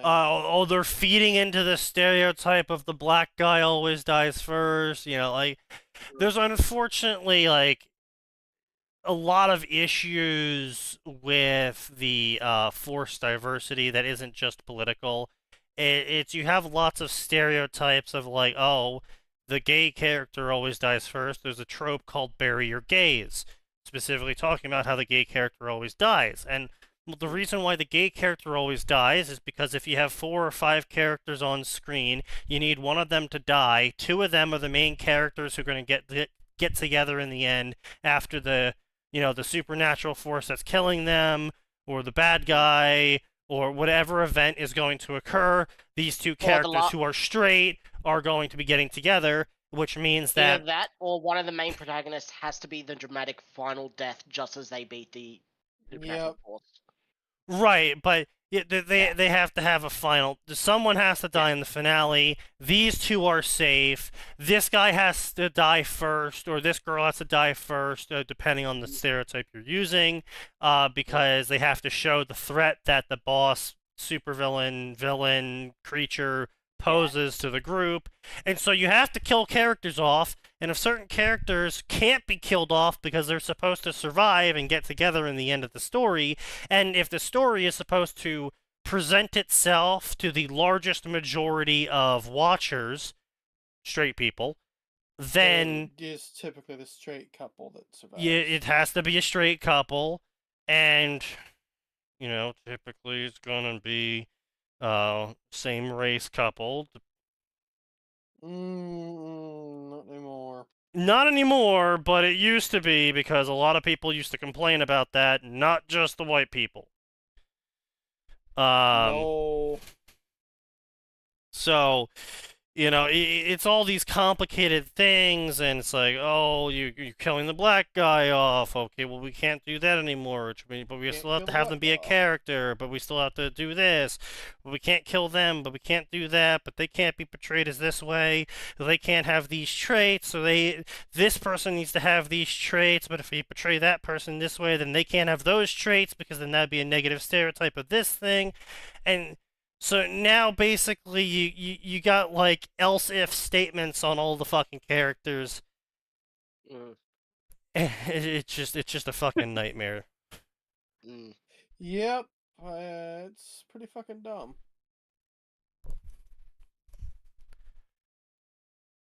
Who the fuck gets possessed by ISIS? Sadie of the Kane Chronicles, Rick Riordan's original work. Raven's Dagger tried to do this in Cinnamon Bun. It was ass, a noir murder story. That makes sense. How do you like my supernatural villain for a noir murder story, Sneaky? I'm getting there. Something else I wanted to bring up, this is partially funnily related. Rick Riordan's series after the original Percy Jackson was Kane Chronicles. One of the 2 MCs was a white British teenage girl named Sadie. Sadie's off and on again dating 2 people. One's another teenager named Walt, and the other is the Egyptian god Anubis. There's something weird about this, but I just can't put my finger on it, and how they look. Small white girl Sadie, African American Walt, and Egyptian god of Anubis. God Anubis. There are things I would like to say, but I'm not. Yeah. She also gets possessed by ISIS at one point. Okay, that makes more sense then, yeah. God damn, she is fucking ugly, though. Holy shit. That's just Rick Riordan when he has women in his books. I'm pretty sure Clarice and even Annabeth wasn't that pretty, despite the fact she was. I mean, like, there's not being pretty. Like, there's not being pretty, and then there's whatever the fuck that is. No, yeah, Rick Riordan's women regularly are described, like, the way he describes them always makes you think that they've all been run over by an 18-wheeler. Yeah, it's the 18-wheeler of ugly, carrying 3 tons of ugly, with another convoy of ugly behind them, and after they got hit by the ugly convoy, they fell down the ugly cliff and hit every ugly rock on the way down, and then got swam into the ugly river. Because Jesus Christ, I've seen fucking cardboard with more of a chest than that. Yeah. Yeah, that sounds right. She hosts there's- ISIS. Ah, yes, of course. That's Thalia. No wonder she joined Femcells. Jesus Christ. Talk about unlucky genes. Ugh. Yep. And apparently her mother was a TV star. A beautiful Yeah. TV star. Mother was a Uh, TV father- star. Father was a Father, god. Greek god. And she looks like Came out looking like a potato. a potato and a pig. No. She lost every fucking RNG there was. Yeah. But don't worry, all of the men are going to be aesthetically pleasing, of course, Of obviously. course. Yeah. Mhm. Daughter of Aphrodite. Hey, whoa, hold on now. That one isn't too bad. It's more Yeah, like that the one's, nose looks like a nose job rather than something natural. Yeah, that's true. Actually, yeah, that's fair. Like and also her face looks too long, like up. and Not a sideways. daughter of Aphrodite material. No. I mean, you could certainly make the argument. I think if you upgraded the cup size at least to something existing, you could at least make the argument that she might be like embodying the tomboy trope or something like that. I could see like daughters of Aphrodite like Sure. falling into Literally- attractiveness tropes. I mean, all right. Aphrodite is not just a goddess of love. People forget she is a goddess of war. She is the Not ultimate anymore. tomboy. Not in Percy Jackson lore. Not in Mm. Percy Jackson. Not in PJO, but also at the same time, it's not what she's worshipped or really known as. Mm. You Even though remember they that all have his multiple- protagonists are under 16? Yeah, I'm aware, but I mean, you still have these two guys here who are still, looking in the peak high school fitness era. So I They don't look see like why they we can can't do have peak high school They're- fitness women. Those men Sure. look like they can do the Grand Pacer fitness test. The women do not. Yeah, exactly. Well, no, it looks more like the women are in are getting off the short bus to watch them. Except for except for the daughter of Aphrodite, it looks like they just stretched her face out, and it does not fit well. Yeah, it is. Yeah, I mean, like if you like look at this, right? Like that forehead is at least like half the size of her face. So it's a 5 head, maybe a 6 head. It's definitely a 5 head. It's a sniper's dream. True. Oh God. Who is that supposed to be? That's the Black Muslim Valkyrie.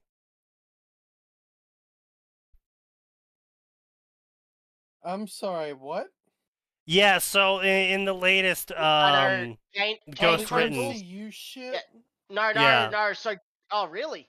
I thought this was Kane Chronicles still, because Kane Chronicles they host divine things still.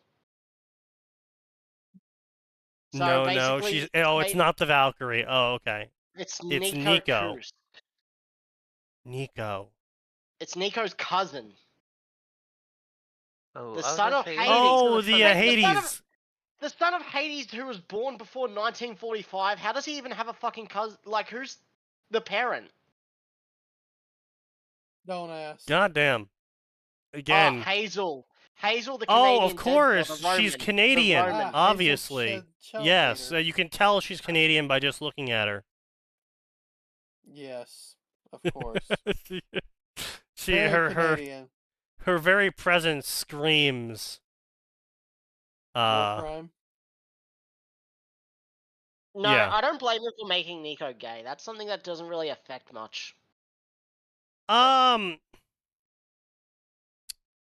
Like, I'm gonna be honest. Nico didn't have any sort of prior where it was showing he was interested in girls or any sort of relationship with a woman. Him being gay No, doesn't. and it's not like an out of left field thing.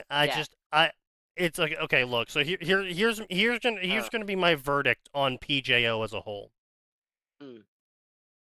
If your stance is gonna be women must be ugly because you shouldn't be looking at women because they're like under 16 or around 16 years old, and you're not, or you shouldn't be objectifying women, right? Mm-hmm. Then there shouldn't be relationships in your story at all. Yeah. Yeah, that's fucking dumb. I'm sorry, but people have relationships that young. Oh yeah, no, I like that. absolutely. And it's 100%. just, if you're gonna sit there and be like, no, all of the women must be ugly, and they all have to be independent, and they all have to be, girl bosses who are amazing. If I remember Then correctly, Rick just- Riordan has outright described, like, it was a girl in only the first book. I think her name is Nancy or something. It's the model that bullies Percy. Literally, he's squished nose with the face of a pug was how he described her. Ah, yeah, really? no, it's just like, I'm sorry, but like, if Like, that was the your Immortals. intention is to have us focus on the quality of the story, or however you want to fucking phrase it, right? And not on the character's looks, because we shouldn't be judging women by their character, then I don't want to hear about anyone's relationship. Why does the Yeah, minority right. Valkyrie look like an actually semi-attractive woman? Why is she the only one? Why do you think? Well, I think you can answer that question yourself. Yeah. Oh, wow. Wow, wow, wow, wow, wow, wow, wow. Wow. Yeah. What? Egg prices. Oh, that Mm. is not. I'm gonna post. Yeah, I'm guessing. Yeah, I'll post it in the news section. It turns out when you Men stop slaughtering. killing, yeah, when you stop killing 100 million birds a year, They go through the floor. turns out the eggs get produced. Wait, are your eggs only $3 during a bird flu epidemic in America? We're not having a bird flu epidemic, I though. thought you All were. Yeah. that shit was fake. No. That's all fake. Yeah, no, it's all fake. fair So enough. basically, it was a bird flu epidemic, air quotes, in that bird flu did get out. It does exist. It was created, however, in a lab. Yeah. Specifically with gain of function research, specifically to make it Yup. more virulent, specifically Yup. to cause death in people for some reason. Mhm. Yeah. And they decided to use a control group of birds that they didn't clip the wings of, so they Ducks. If I left. recall correctly, wasn't it? Yes, mallard Yes. ducks. Yes. And on top of that, mallard ducks, once they contract bird flu, are carriers. They are not Yep. immune, and they don't develop immunity. They develop carriership, which Right. means that they are infinitely infective to everything ever. And so, Yep. in the great minds of the USDA, what they would do if they think bird flu is in an area is they went to the farms and they would test like 50 chickens and then shove all of the test Into swabs one tube. into one tube, shake it up, and then see if a single chicken has it. And if a single chicken has it, which by the way was only like a 50 to 60% effectiveness rate of even testing for it, and they had They killed plenty every of chicken. false positives, they would And then they kill the genocide the entire chickens. farm. Yep. Oh. Yep. And then Yep. to make it worse, because they kept killing the entire farm, and because the mallard ducks are carriers and not infection vectors of the normal variety, they would just revisit the farm, and then you would have to kill all of the chickens again. And then they basically made these giant fucking mass grave burning piles of chickens, because you're also not allowed by, according to the USDA, to eat any of that meat, even though you can't even prove that any of them were sick. Yep. And so what this did was it prevented any flock from actually obtaining immunity to the bird flu. And in exchange, well, yes, but in exchange, what it also did was it created a bounce back in which it would infect the flock. The flock would infect the mallard duck with a new variant because we're talking about, hundreds of thousands of chickens on a single farm. And so eventually a mutation will occur. It's going to bounce back into the mallard ducks, and they're going to carry it to a new place again. So the virus just kept getting worse and worse. And nothing was developing an immunity to it because we kept killing everything. Yeah, it was bad. It was The the males. dumbest yeah. fucking shit in existence I've ever heard. And so, yeah, Trump initiated a ceasefire to the mass genocide of chickens, and it turns out that that lowers the price of chickens. Wow, who'd have thunk? Yeah, when you don't artificially raise the price of eggs and chicken, the price of eggs and chicken go down. Go down. Yeah. So.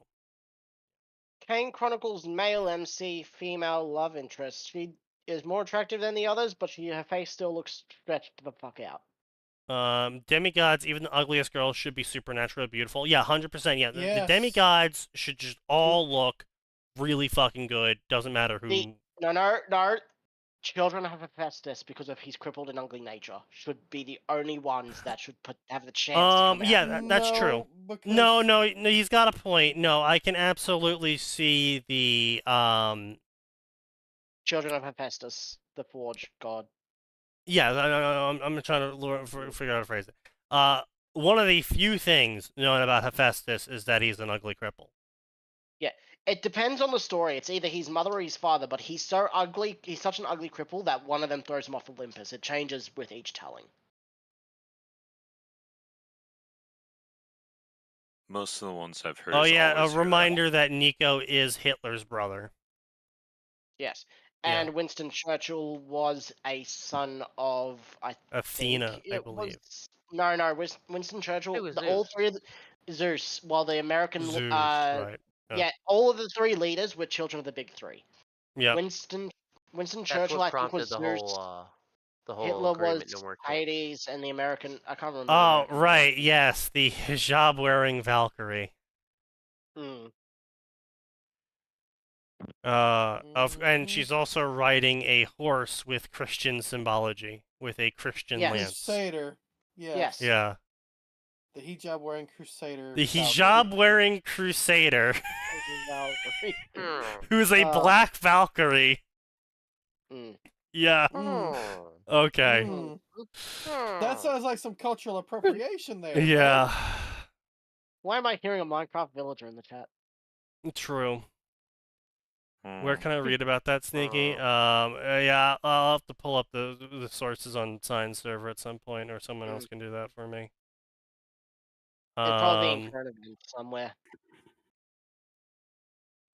The one on the left is the one who fucks a dog. Yeah. I mean, I'm sorry, I'm really yeah, because So Anubis. She goes between African male and the god of Anubis, who is canonically a dog man. No, Yeah. he's got a dog head. Well, Jackal head, no, to be specific. actually, He's a it jackal depends. Yes, Um, it depends. They are also for the animal as well. They're also depicted as fully the animal. They're That's also why depicted Bastet as is having the usually a jackal cat. head. Yeah. That's why They can Bastet is usually in the transform. form of a big cat when she's shown sometimes. Yes, but they can also usually transform between full cat, human body cat head, and full human. Yeah, and you know Yeah, so what the Zeus blue can sheep- do? Zeus can turn into a Zeus fucking can just- goose. No, So- Zeus can transform into a fucking bucket of water and rape your wife. Yeah. Yeah. I'm kind of really like that's really mixed signals. Is making the black guy Egyptian wielding a khopesh, the weapon from the era where they enslaved them. Yeah. Oh, Yeah, boy. I can. Are you sure you want to do that? What? Wait, I'm curious. What god does he host? That was What? I need to know. What god does the male MC host? If the female one hosts Isis, what does the male one host? Should have been Horus, I believe. Ooh. The guy that gets chopped up and betrayed? No, Osiris was the one that No, gets chopped That's up and betrayed. Osiris. Wait, Oh, they made the that's Wait, they made the traitor a black guy? Yes. Damn. Oh my The They were traitor sending is a Set. message. The traitor is wasn't- Set. Wasn't Horus involved in something at one point as well? Horus takes revenge on Set for betraying his father Right. Osiris with his mother Yeah, Isis. that's what it was. Yep. And then He in marries return, yeah. his mother. Then he And then marries in his return, That mom. was weird. doesn't Set release Apophis or birth or create Apophis, which goes on to eventually like destroy a lot of the Egyptian pantheon? Well, Not in no, detail, isn't but well, I always thought Apophis was just Osiris. was it? Depends on your Apophis is lore. chaos. Yeah. Yeah, Osiris really- is the god of the dead. He's the opposite Right, of Osiris. Yeah. That's what it was, yeah. Like I'm pretty sure Set went and used the remains of Osiris to create Apophis, but Apophis was like Yeah. pure evil. Yeah, the Egyptians were onto some pretty crazy lore. I dig it. They were smoking that good shit. Yeah, you knew they were on some good shit when they were making that lore. You know they were on some good shit when they found a cat, asked what the hell are you, and it went meow, and they went. Apophis is CIA. Oh my god. He was the original Glowy. Oh no. Yeah. And Horus is the sun, so Apophis is supposed to kill Horus, I'm pretty sure. Right. He's the snake that eats the sun. Yeah, okay. Yeah. Makes sense. It's Yep. it's just in most literature. Damn, that's crazy. Another Apophis evil is snake who is Yeah. going to destroy the world with a relation Ooh. to light bringing. Airing today. Damn, that's Mm. crazy. Yeah. Oh. With It's like- with a it's head almost like god who Yeah, it's can almost like the resurrect. story- It's almost like the story of this guy I've heard of who keeps winning again and again. Yeah. Uh-uh. You're not They gonna just believe can't this. stop The winning. MC doesn't get with the hijab wearing Valkyrie despite them initially having chemistry. I think the Valkyrie has an arranged marriage. With another Muslim. Not even someone in Oh. the Egyptian pantheon, but with a Muslim. Oh no. Who does he end up Oh, who does he end does- up with? Oh no, don't tell me it's an ugly white woman. Don't tell me it's an ugly white woman. No comment. Because if it's an ugly white woman, that's authors barely contain fetish. Which we've already This got. is so fucking far off course. I don't even know where we are anymore. Well, technically whenever- speaking, we are talking about fanfiction. Yeah. Some guy who has a falafel shop. She gets with. The Valkyrie gets with some guy who has a falafel shop. A falafel. Oh, what? Amazing. I don't think they could falafel be shop. more racist if he tried. Shawarma. He has to have a shawarma shop. No, I'm pretty sure they could try. Ah. Right, I forgot. Isn't this transgender character that he gets with? Oh, I'm sorry, what? yes. Yep. I remember Yeah. hearing about this. I remember the fandom of the Kane Chronicles being like, "What do you mean he doesn't?" Yeah, get the with gender Valkyrie? He doesn't-" fluid child of Loki. Yep. Yep. Yeah, I Yeah, and remember. they were non-binary. Yeah. Wait.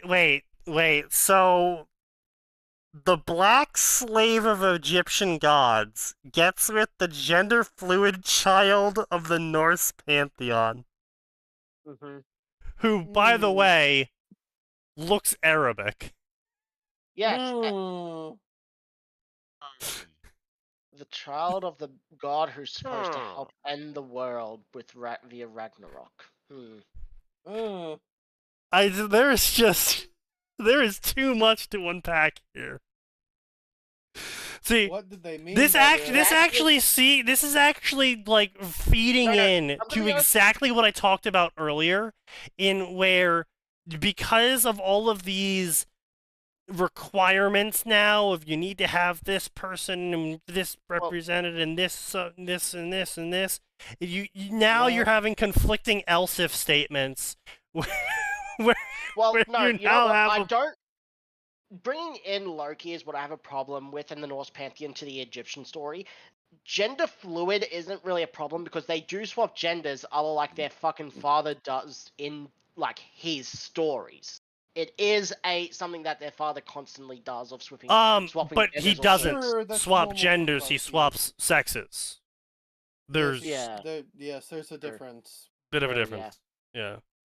But, like, he's not biologic- yeah. Loki But, doesn't like, get yeah, up but and the say, child I of feel like a Loki- girl today. Loki gets up, No, turns into a girl, and goes, alright, who can I fuck I'm with? a girl today. Yeah, Yes. But yeah, which I wouldn't have cared if the child of Loki could do the same thing then. But You know what? it's- I would actually even feel for them if they were like, they couldn't control it, right? Like, they just would wake up and it's like, oh, hell. I'm a girl today, fuck. And then that would be hilarious. They wake up, eyes still closed. Please, oh sexual gotcha, please be generous. Fuck, it's a horse. lose the sexual gotcha. No, Fuck, it's the horse the again. species gotcha, you mean? God damn it, Dad! Why did you make this thing? You know what? That's why I can I'm actually see. complaining. I can actually see Loki cursing his human descendants with a sexual gotcha. I can 100% see Loki doing That would be shit a like that. thing Loki would do, just for shit. And if they're very unlucky, they go, Dad, why am I a horse? Listen, Sleipnir was made some way. You get to try the same. I think the dad of the child of Loki is Mexican and owned a factory. Fucking A what? Mexican factory owner. Fucking what? Amazing. Oh my god. This is so inclusive that it becomes ultra racist. Rich. That's what I'm Yeah. saying. That's with all of the conflicting else if statements of like, oh, we can't show him as poor, so now he's a factory owner. It's like, oh god. I know we joke, but seriously, you're in a racism competition, but your opponent is this motherfucker. Wait, Phoenix, what's this? I think there was a scene in the Norse story where they go to a literal gated community and get the police called on them by Karens. The minority. I mean, okay, that's not too bad. That's just evil stereotype of that's completely like Bullshit. yeah, no, that's completely yeah. Ceramics. The child of Loki does just change. I mean that's okay then if that's true. I just feel like them you can being just like make mortals see through the mist. What? yeah. His dad is able to see through the mist thanks to Loki, who permanently opened their eyes. Yes. Yeah, you Then can why just was enchant mortal. Yeah. Why did PGO make a big deal about clear-sighted mortals then in the fucking labyrinth? Okay, so could've because literally just kept clear-sighted mortals is a genetic trait that can be passed down to your kids, and it is independent of the god's wishes. So Mr. Fierro had to have a god bless him to be able to see the supernatural, and that probably, unless Loki continues the blessing, doesn't carry on to his kids. Yeah. And the reason why that clear-sighted mortals were such a big deal is because you can't rely on the mist to cover everything up if you have a section of the population who can just see through that shit. So you actually have to be a little bit stealthy. Even though a majority of people won't see you, you kind of can't fuck around. Loki literally just gave the dude bloodborne insight. True. Very true. Normal that wow, so you're having the Mexican factory owner disown his kid for being gender fluid.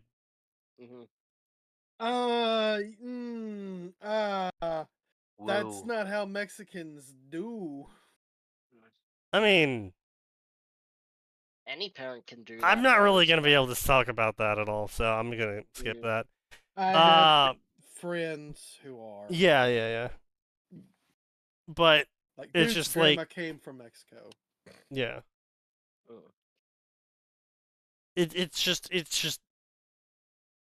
one Stupid. thing. Like I said, it's one thing if the kid is changing actually physically every day. I get that. That's totally understandable. Treat it as a curse. Treat it as a blessing. Whatever the kid rolls with it. Whatever. But to make them the whole, oh, well, I'm non-binary because I switch between a binary, like that's just you being stupid. If they were like super mentally flexible and pulled a Ranma where they like mentally switched gears depending on what body they were in, that would be kind of cool. We would finally be able to return to the Ranma shit. Yeah, I was gonna say Ranma doesn't switch gears at all. Ranma's always, I'm a man. I'm not saying he switched gears to being a woman, but he does switch gears into how to apply his body. Like Yeah. when he's a girl, he's not trying to apply his body the same way that he would if he was a guy. No, because he's looking at it and going, "Hey, I realized I can get free food if I scam people." Well, I Fuck mean, it, it's not let's just do that. it. I mean, it's also the classic of the because I'm a woman, that means I'm faster but hit lighter, which Yep. is just silly. But I mean, that's just a Hollywood classicism. I mean, Well, no, if you have more muscle, you are faster. you're Yes. faster and you Hit harder. hit better. Yes, Yeah. and harder. I'm sure there's like an inverse cube law where there is a certain weight class to muscle ratio where you are actually just faster. But, you know, again, more muscle generally doesn't mean you're slow and lumbering. You're slow and lumbering if you're a fucking idiot and don't like stretch or Yes. know how to fight. But people that do know how to fight and stretch and actually properly work their muscle groups, who have shit tons of muscle, are fucking fast as shit, boy, and they will wreck your shit. Oh yeah, absolutely. Mr. Fierro, early life. Why do we have early life for fucking? Because apparently he was married with multiple kids and then cheated on his wife with female Loki, who was a voluptuous redhead. I mean, Yeah, And that then- sounds like a thing. And then I when Loki mean, dumped the kid on them, I don't know, guys. Can we really blame him? and then when Loki dumped the kid on them, both parents blamed Loki, not the wife blaming the father Based. for cheating. Of course. Based. How dare you be hot while once being a man? How dare you be hotter Takes man than to be best me girl. specifically? Yes. Yeah. Now, it to takes be man be fair, best just girl. blaming Loki in general, based. Yeah. And I then mean, when he good dropped off the plan. kid, it's not just the father. He also made the wife able to see everything. All right, yeah, sure. So now they're seeing all the monsters and everything. Oh, okay, no. So they've resented Loki for basically making them realize they weren't as safe Yeah. as they thought they were. Totally Yeah. understandable. Based. And then they took it out on the Yeah. kid after being gender fluid. Okay, was gender again? Yeah, this is what I'm saying. Blamed Alex's gender on Loki. Yeah. Yeah, yes, that's true. Fair. Factual. Eventually disowned Alex despite their skills in ceramics. He would berate her for her heritage. Wait, if they're gender fluid, then why are we using her? Should be they, right? Yeah. You know, because again, Alex turned out to be gender fluid, his parents, and then later on he would berate her. So, are they gender fluid, or are they just just every sentence you just swap what pronoun you're using? Like that. You should use. That's what whatever I'm talking about pronoun here. Is like this they're whole currently in. performative bullshit. Of Yes. whenever you're talking about the character, you have to swap the pronoun you're using every sentence to represent their gender fluid status. It's like, no, That's fucking dumb. that's fucking performative bullshit. I'm not fucking doing that. Do it like you do with Ranma, and go. Exactly. Okay, what form are they in? Oh, Oh, they have he's boobs. a girl right now. Her. Then he's female. Her. Yeah. Mm. It's super fucking easy. Now, if you You want to say, default to "Oh, male. well, we don't know their real sex because Fuck off. they swap between the two because of Loki," it's like, okay, fine. Then use No. they. No. You go. What was he born as? But That's all you got to do. sure. But like, I'm willing to compromise on they. Mm. Specifically when it comes to Loki, I'm willing to Yes. compromise with they. Yeah, I suppose I can see that. But it's just Once this again- performative fucking shit here of, oh, let's go swap their Yeah. fucking pronouns every sentence. And again, Fuck it it could be worse because it's Loki. They could wake up as horse, yes. Or wolf. Well, yes. no, actually, Yeah. they can't wake up as horse, yes. Yeah. Because the horses were not related at all to the situation of their birth. Yeah. That does. Well. Yeah, Slipnir only happened because Loki fucked a horse on a dare. Loki turned into a horse and fucked a horse. Yes. On a dare, yes. Loki was also a mare in that form. Yes. Right, yeah, Loki. Also, Loki took it. Loki yes. turned into a female wolf to birth Fenrir. Fenrir. Oh yeah, Yeah. and there's Jormungandr. Also, I don't think we know which one he turned into, but the whole egg thing, so I guess it doesn't really matter too much. Gave him the egg. But point being though, there is that consistently Loki turns into the same species. It's not a case of Loki turning into a human female, having sex with a horse, and then their kid is a half human who turns into a horse sometimes. No, Loki historically throughout his stories turns into the species he is going to create. Yes. Unlike Zeus, who will literally just turn into what the fuck ever. That's honestly, that's gotta be the biggest fucking mind fuck, right? You're a woman, you're walking down the road, suddenly a swan comes out of nowhere and rapes you, and then 9 months later you have a human baby. You're a Yeah. woman, you're minding it's your just own like, business, mopping what? the house, and all of a sudden, your bucket of mop water rapes you, and 9 months later, you have a baby. Yeah, it's just like, wait, what the fuck? Wait, hold up. Yeah, what the Zeus- fuck? Zeus turned into a little bluebird or a little bird or whatever, and then got taken care of by Metis, and then he turned into himself and raped her. Yeah. He does a lot of rape. Zeus did He a does. lot of A rape. lot of rape. He is the I can't- rapiest motherfucker. I can't believe Infanticast is the avatar of Zeus. God damn. God. He damn even it. has the lighting powers Jesus, for wanting to Cass. fuck toasters. No. Ah, Throwing shots It at everyone works. tonight. it works.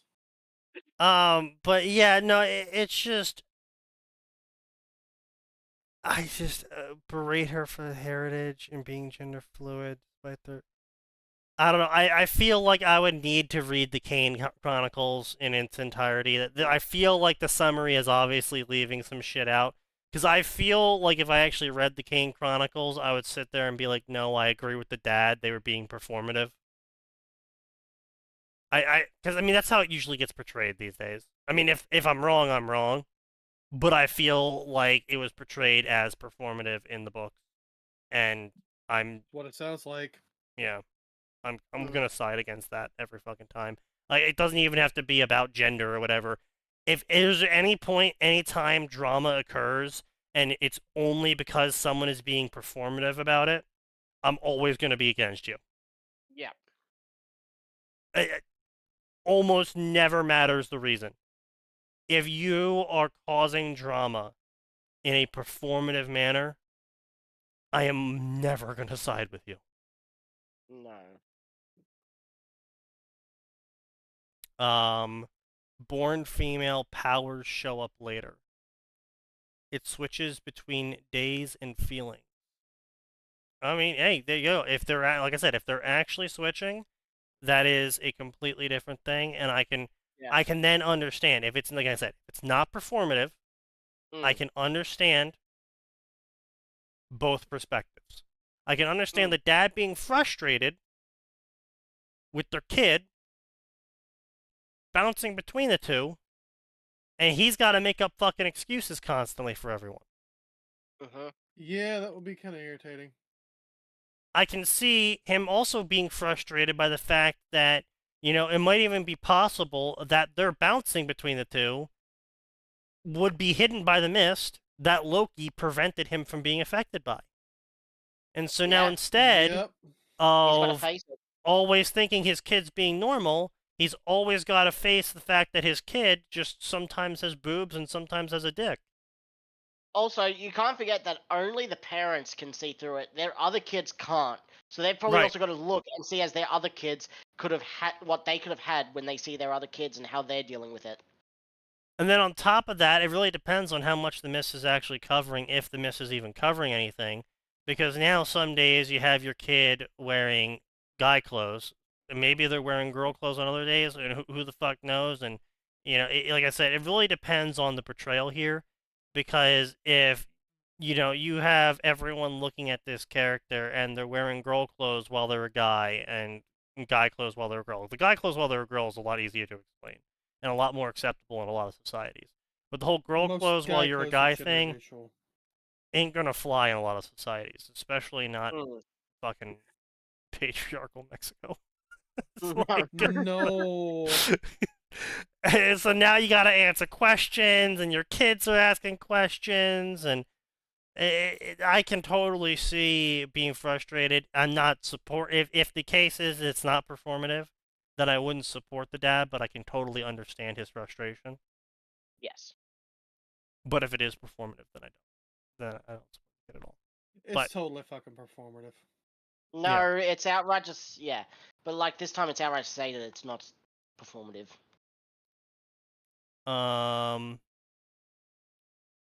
Redhead, he's playing a fire with that form. Even he has to check twice to make sure that no one form of the Irish Pantheon snuck bombs in retaliation. uh, Take a look at these memes. You mean more than one? No, man. Whatever.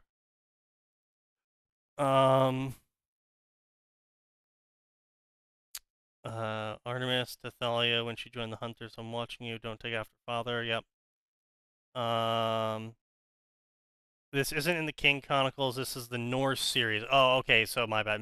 Magnus Chase. Okay. I thought the King Chronicles was the Norse series. Okay. Definitely Yeah, the that's most the bitchy Egyptian. Redoran character across all of his series. Well, I mean, again, I'm pretty sure this is correct, is that the Norse series was not actually written by Redoran. It was actually ghost written by someone else who was just using his name, and I think he even went out and admitted to it because he was like, I want to give people of color a chance or something like that. Oh, really? I believe so, actually. Yeah, so, literally, it's fan fiction. We've talked about it before. It's quite literally just fucking fan fiction.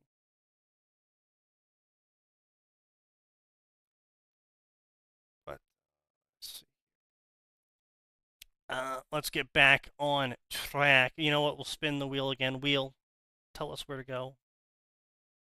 And in fact, actually, we're gonna go even farther. We're gonna add a new entry, gentlemen. We're adding a new entry called PJO. That's a mistake. I know. Yeah. We're gonna add another entry. And this entry is going to be what else can we throw in here? Full Metal Alchemist. Full Metal Alchemist, Brotherhood. Indeed. What else can we add in here? What else? So any other series? Let's see. Anything in the top series that I'd be willing to speak about? We could throw some Sailor Moon in there, maybe. Nah. Is Pokemon on the Ranma. wheel? Is MHA Ranma? on the wheel? I'm pretty sure That's Pokemon's on the good. wheel. No, Pokemon's actually not on the wheel. No fucking way. And neither is MHA. Damn. We have so Yeah, many new things we can add to this wheel. MHA. You know, MHA is MHA always great for a laugh. Yes. MHA not because being of how on the bad wheel it is a is. blessing. Well, you know. Anything that makes that Ruby slot get smaller. You say that. We're still gonna get Ruby like a good portion of the time. so no. Cyberpunk. True. Yeah. Cyberpunk. Full Yeah, but- Alchemist, MHA, Inuyasha, maybe. We'll see. We'll see the status of the Inuyasha section. I was gonna say Trash. Supernatural. Sekirei. Oh yes. No wonder that came to mind as soon as Sign said trash. True. Fate. Oh, that's right. Fate isn't on here either. Yeah, Pokemon and Fate. Yeah. Pokemon and Fate. It's a sliver. Ruby is a sliver. Ruby is currently sitting at a 1% chance. Oh. Now You're still gonna watch it somehow hit. roll it again. True. Is there anything else we can add here?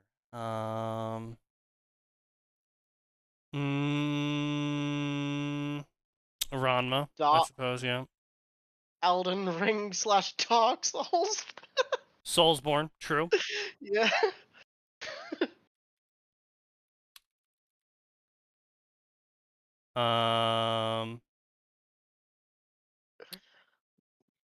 Ranma, Well, this wheel's a monstrosity. I'm gonna go get alcohol. true, brother. I mean, refill my alcohol. I have been drinking this Ship whole time. Girls, true. We can do some Ship Girls. Mhm. That's always great for a laugh. We did Ship Girls a while back, and we couldn't fucking stop laughing. Yeah. That was some dog shit. Like that was that one fucking tugboat story that just set us on like a 4-hour rant. I think I blocked that from my memory. What happened? Some dude wanted to write like this Azure Lane Cancol Tugboat Canadian thing. tugboat story. Well, that sounds stupid. Incredibly. It was. It Yeah. sent us on a rabbit hole spiral that took us like 4 hours. Yeah, I and think we a learned lot the of alcohol. entire history of that tugboat, and we made fun of all of it. It was brutal. Is there anything else we can think to add to this wheel? Anything we would be willing to read the fan fiction of? Not a lot of the books. Oh, Inheritance Cycle, I suppose. I was about to we say can- Inheritance. Yeah.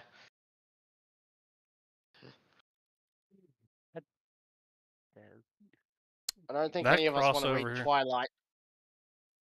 That crossover tab gets smaller every day. Let's see. Anything in the cartoon section? Avatar. True Avatar.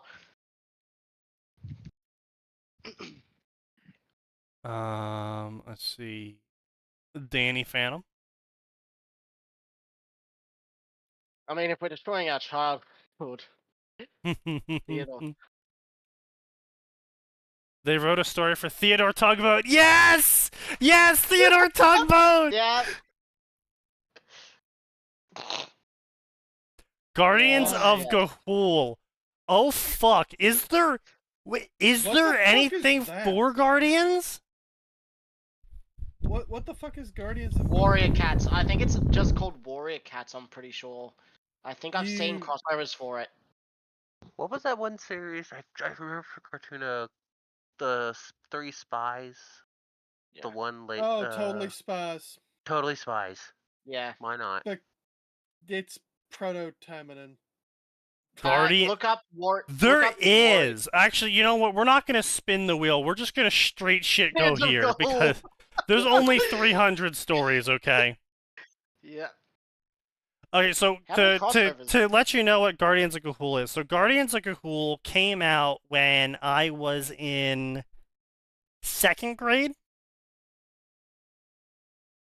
And it's a post-apocalyptic world in where humanity had a mutually assured destruction, and owls were chosen as the next species to gain intelligence and create societies. And Okay. but like, this is the funniest fucking shit about it, right? The whole thing starts off as just owls being owls, doing owl shit. Like, it did not have any of the lore at the start that it ended up Oh, having no. later on. It was just owls doing owl shit. Main character's brother goes missing one day during a storm. They're trying to look for him. He's going on an adventure trying to find him. And then this happens for years. And then these bandit owls one day show up and start terrorizing people. And he's trying to fight against the bandit owls. And then the bandit owls kill his family because was the metal claws already? Yes, the metal claws were introduced. The lead bandit owl is wearing effectively a Spartan helmet, a full face Spartan helmet, and this is where they start to introduce technology. The great birdsmiths created metal claws that you wear for the owls to fight each other.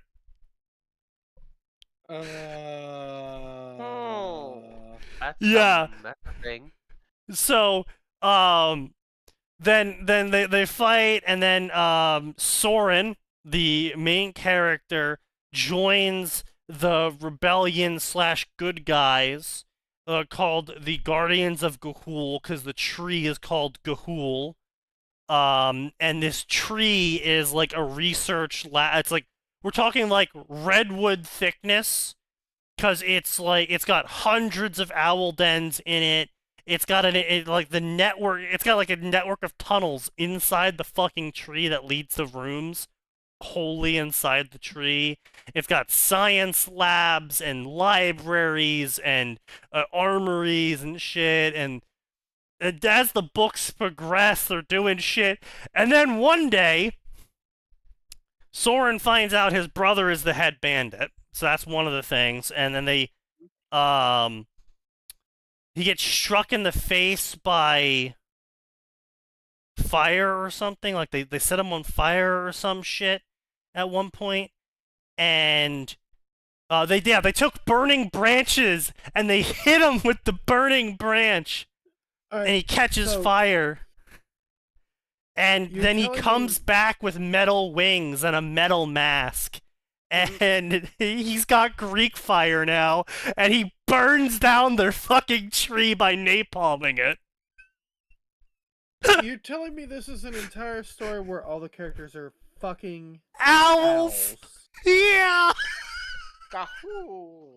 Then No. fucking guns show up and they're using gunpowder and dynamite and We also heard those, shit got unhinged near the end. Are they amazing. anthropomorphic owls? Nope, they're No. just owls.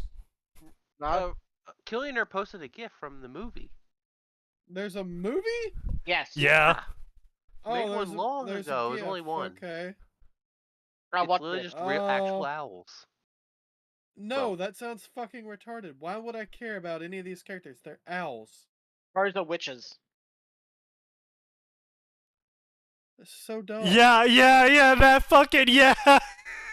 Oh, yeah, and the fucking European claws owls and are the like generally- swords. Yeah, they just straight up, Mm. like, They went full it down. escalated so hard. Like, you could see at the start of the books, it was just like, oh, here's just an owl and he has a ribbon. And then it's like, oh, he's got metal talons and now he's wearing a hoplite mask and volcanoes and explosions. Like, what the fuck is going on? Yeah, And then yeah, he dies and reincarnates as a wolf. Yeah, the dude from the Owl series dies at the end and reincarnates as a wolf, and I believe, the humans were called precursors. Yup. Oh, good lord. I gotta I'm gonna respect be the effort. The author committed to going full wild with it. And there's a I don't know if there was like a sequel series, a side series, or like a similar author or something, but there was another series in which the wolves were the next ascendancy. Mhm. The Ember. Oh yeah, the fucking Ember. The crow fiends, What? the crows were witches. Yeah. Oh my god, dude. That series just escalated so fucking hard. It literally just started as owls doing owl things with a little humanization going on to explain everything. And then it just was like, yeah, they pulled out guns and they napalmed the tree. And it's like, fucking what? And then one owl's just going around dropping dynamite.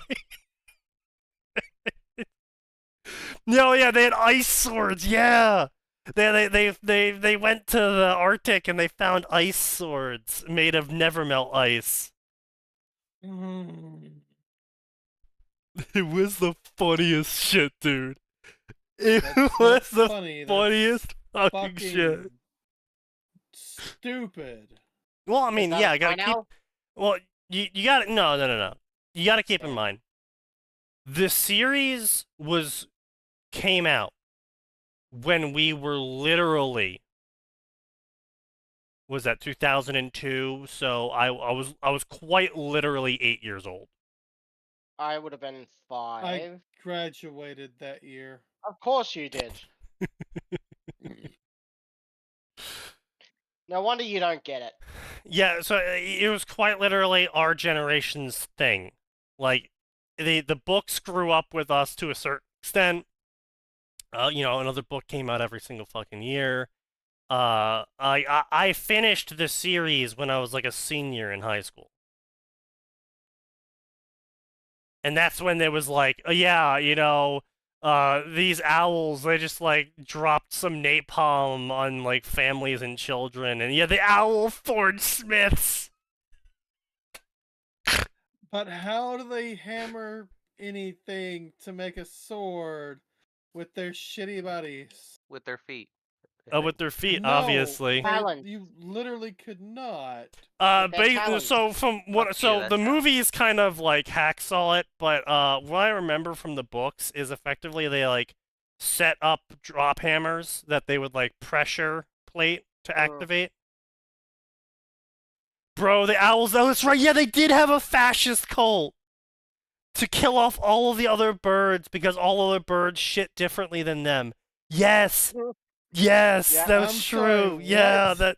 What in So the fuck? reason why the main character's brother went super evil is partially because he was a racist who thought that owls had the superior method of waste disposal, and so therefore all other birds were dirty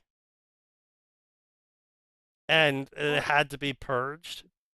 What in Hang the actual on. fuck? I thought owls shat the same as all other birds. No. So a majority of their food is stored into pellets. Yeah, They do have a singular shit, and it's extremely rancid and terrible because all of the solid matter is effectively compressed into the pellet instead of, Yes. being disposed of with everything else. And so it's less of a shit and more of the worst rotting piss you'll ever smell. that's Rhea. That's what normal birds do. Well, no, most birds just pass everything through. Yeah, that's.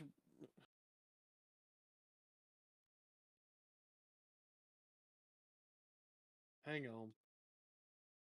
I thought. Oh yeah, the moon also made some owls go moon crazy, and there was owl ghosts as well. Yeah. Good lord. The author was on some Bethesda tier drugs. Yeah, the author was doing some definitely was doing some grade A drugs. It was some absolute silly shit. I mean, this is kind of my point, though, is in that if you know your target audience and you pander to your target audience, you make a successful series out of it. Yeah, sure, it wasn't fucking Harry Potter, but for the time, it was a very successful series for the generation it was targeting. And, you know, that's really all you need.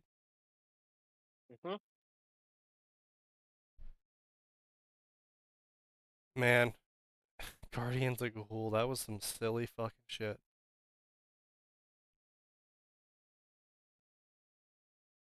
And there was wolves who gnaw at bones to carve out histories, and they hunted by leaping into the sky, yeah. We need a 2000 young adult series tier list. I would do it if I didn't, if that didn't show off my power level. Yeah. I would do it.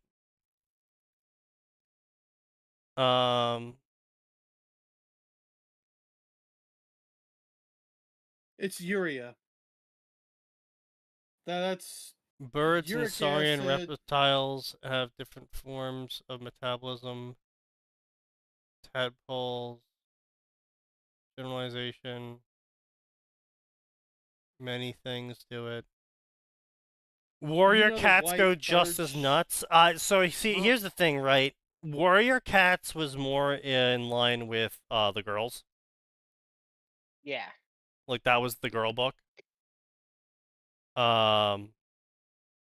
So I actually have no idea about warrior cats at all. All I know is when I was in high school, there was like 80 books already. And the roster list for the cast was insane. As far as I remember as well, they were all published under one author, but it was actually 3 women writing it.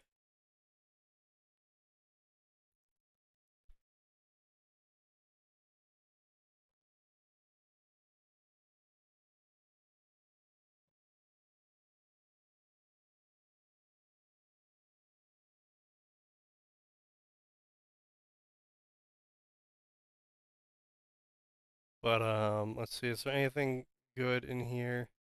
No, this is all No. referring to shit too old that none of us understand. I'm so happy I remembered Soren though. I'm so it is literally been like 15 years since I've even thought of this series, and I still remember the main character's name. I haven't thought of this series since the movie came out. Oh god, yeah. The Gizzard Resistors. This is a fill-in of the gap in Book 6, The Burning, after returning from the Northern Kingdoms. You know, the place that uses ice as weapons. Soren finds out that he is supposed to teach the St. Aggie's owls how to fight with Nevermelt ice. Oh yeah, and then the fucking owls that know how to fight with Nevermelt ice are Polish. Of course. What else would you Be- expect? There's like 5 to 6 sets of 7 series books and some standalones. Yeah, I know we've looked at Warrior Cats in the past. It's insane. Gotta keep in mind though, this is 3 authors writing it though.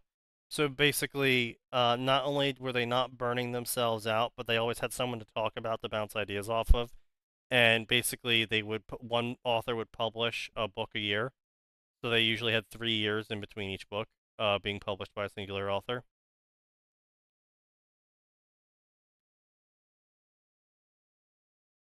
Damn. Shattering AU. Oh god. The flex speaker is luring Soren away to his family, or are they really his family? Clud. Clud! That was the guy's name!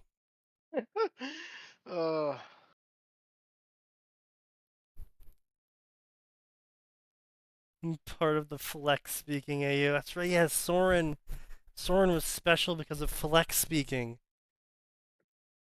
Flex speaking. Flex speaking. Sorry, I can hear judgment and shut the fuck up.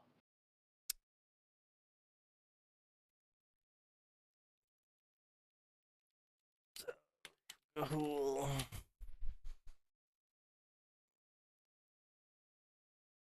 Oh, so yeah, here we go.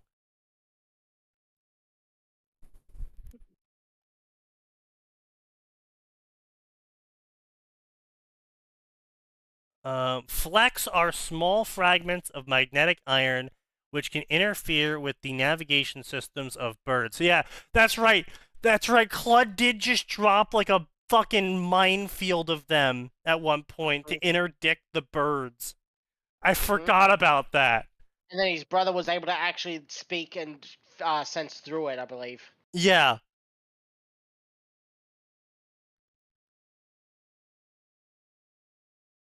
They play a major role in the first 6 books where they are weaponized. That's right! The fucking bad guy owls were called the Pure Ones. Oh.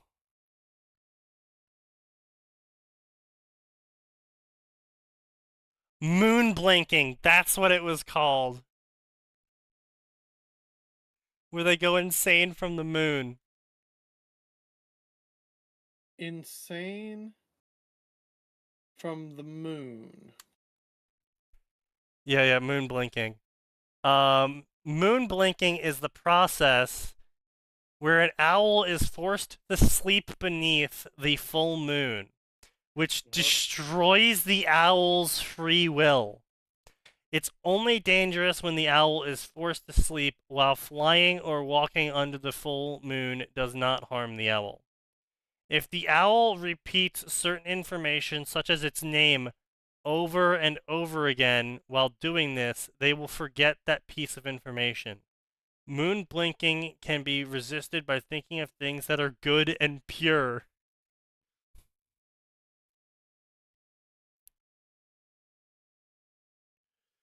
Moon scalding is a much more powerful method and harder to resist. Some say it's impossible, but the only way to resist it is to think about the legends of the Tree of Gahul, who is good and pure enough to block evilness of the moon. Oh.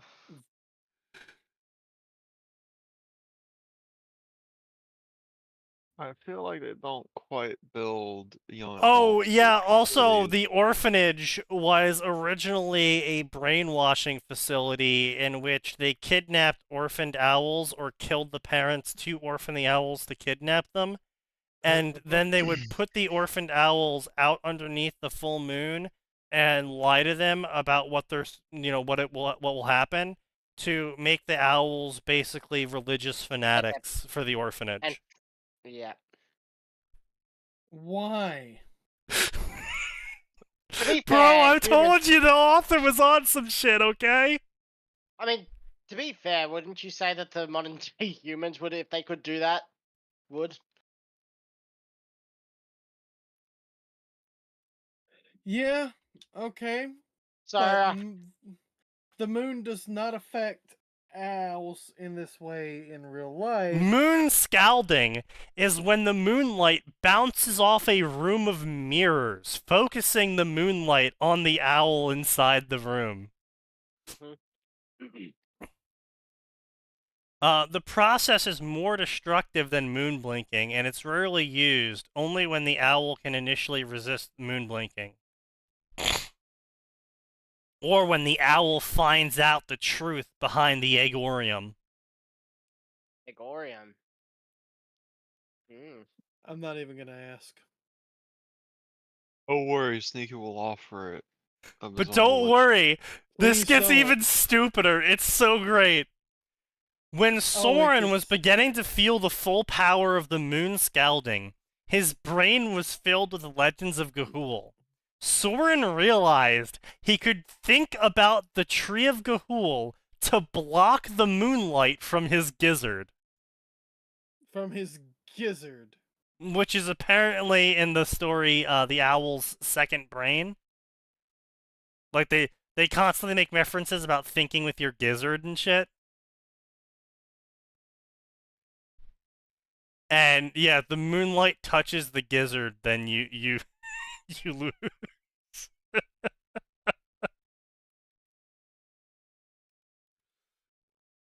Oh god. Okay.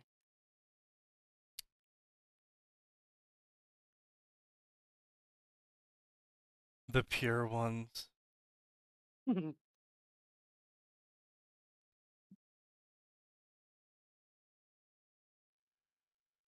Oh, that's right. The pure ones came from the desert.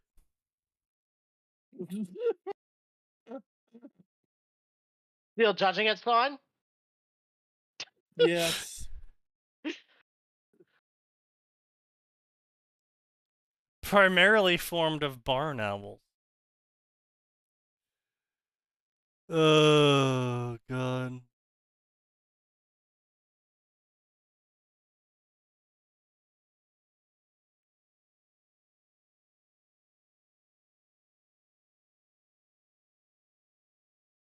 God, this Guardians of the Cool was a fucking drug trip.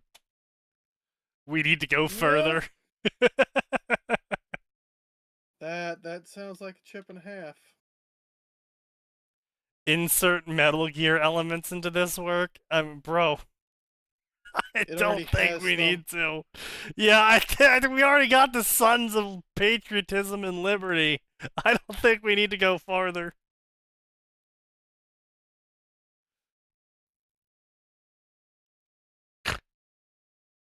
Great. Now I'm imagining a fucking owl with the goddamn venom snake, metal piece sticking out of their head, and the Invisible by Duran Duran is playing. Yeah. No. It's Man Who Sold the World. Your name. No. Man Who Sold the World is playing. No, I like No, Invisible. It's a good one. Like Uh, Man Who yeah. Sold the World's a great song, but Invisible is just greatest it hits gaslight too hard. complaining. The Yeah. greatest gaslit shitpost of the last 6 months has been that. Though the song fits. It Super does. well. It fits so well. It's crazy. I think that's why people took to it so hard. Why like, oh, why shit, did they it think should it be was there. part of it originally? Like what song were they looking for originally? Was it Man Who Sold the World? Like they were thinking Man Who Yeah, Sold the well, World got Duran Duran? So there's a bit of each song that like kind of matches up with the melody, I think. Yeah. Man Who Sold the World. Yeah, no, I see it. Yeah, I see it. Yeah. And then people are always, wait, this isn't in the soundtrack. Damn, this should be in the soundtrack. Keep pushing it. Ah. Yeah, no, Of course, if you're on 100% Duran PC, Duran deserves to be in the Metal Gear soundtrack. Like that's yeah, crazy. and a reminder, if you're on the PC version, Kojima just gave us a But custom soundtrack folder just in the files. yes, that's Really? true. He did. Yeah. So you can put it in your game right now. Yep. So wait, you can just add songs to that folder? Yeah, and you can just select them from the soundtrack menu Tape. and just add them to your list of songs They're played. just, Yeah. they're just there, ready to be used. How Yeah. much is it? Oops. Honestly, remember if like they had Metal to Gear give- Solid 5 was such a good fucking game. Like holy shit. Can't imagine if you'd been allowed to complete the last quarter of it. I know, it's Right. crazy. Oh, that's $20. 30 Worth it. bucks for the definitive, which is I have no idea what comes in definitive. The definitive is Metal probably Gear like Online shit.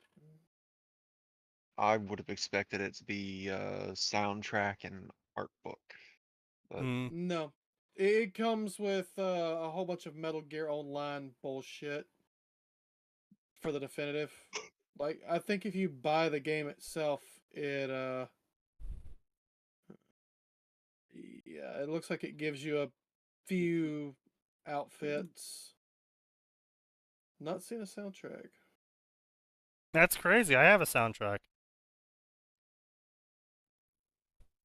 You know, I shouldn't even be surprised. Harry Potter Guardians of the Cool crossover. Yep. I I mean, Yeah. are you really telling me that you don't want to see Hedwig with fucking metal talon claws and a knife? Okay, here we go. There is the soundtrack and costume pack you can buy separately for like $5. We're the kids of America. Whoa. That was on the Digimon soundtrack. I know. Yeah. It's also in the Metal Gear Solid 5 soundtrack. Metal Gear Solid 5 soundtrack, I'm aware.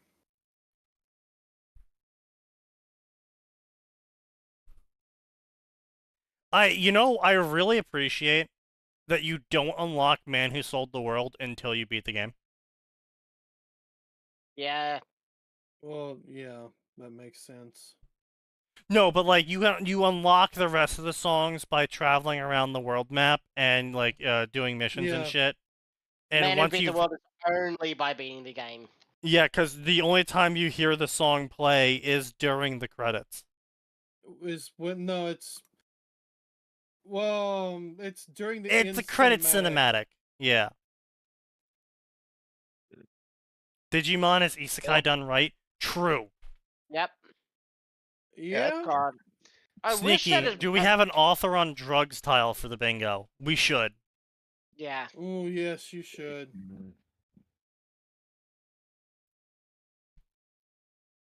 Race Against Time. Harry Potter, The 39 Clues, Guardians of Ga'Hoole, and The Kane Chronicles. Bro. What? the fuck? Featuring Draco Malfoy, original female characters, original male characters, the entire cast from all of the series. Alternative universe where all of the birds are human. Alternative universe What? canon divergence. That sounds Okay. fucking dumb. They are up That against does sound- experienced people who would do anything to get the price. What would you choose to take? What would you choose to take? What? That makes no fucking sense. What would you choose to take? Is that 500 million? Yeah, no, wait. And then $50 million and forget about your family. Yeah, I'll take $50 million to forget about my family. I'd do the same. I'd probably do Yeah, the same. you have an awful family, Sneaky. I hate to say it. I mean, no, I'd Yes. do the same for 50 million. Yes, this is known. Actually, yeah, the only ones I really care about is my nieces, and they're like 5 and 4, so yeah, I couldn't do it. I could.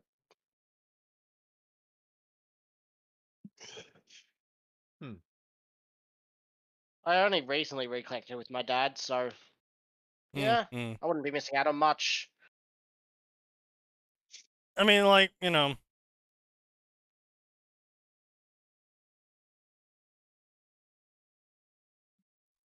That's crazy, though. That's a real AO3 moment.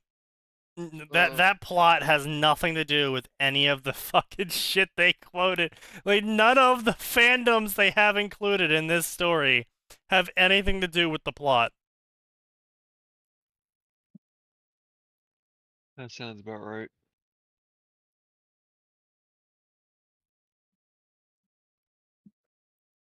Bro, this is a mashup of overrated YA series. Impossible. It can't be a mashup of overrated YA series. It doesn't have specials or pretties. Yeah. Don't act like you know it, Sign. You don't know any of the YA books we're talking about because you weren't a young adult when we were reading them. Yeah. No, but I know what specials and pretties are. How does Sign know? Because his niece read those fucking books and wouldn't That's stop fucking talking about them. I mean, I don't know. I thought they were kind of neat, nifty.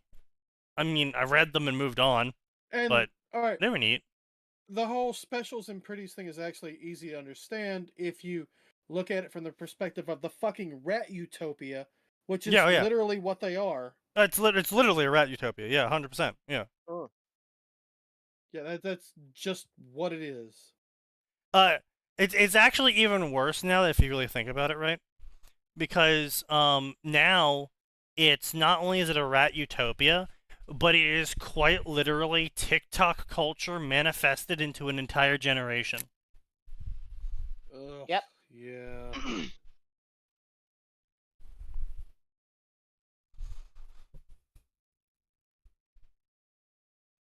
Which is crazy because, like, the specials are literally TikTok soldiers.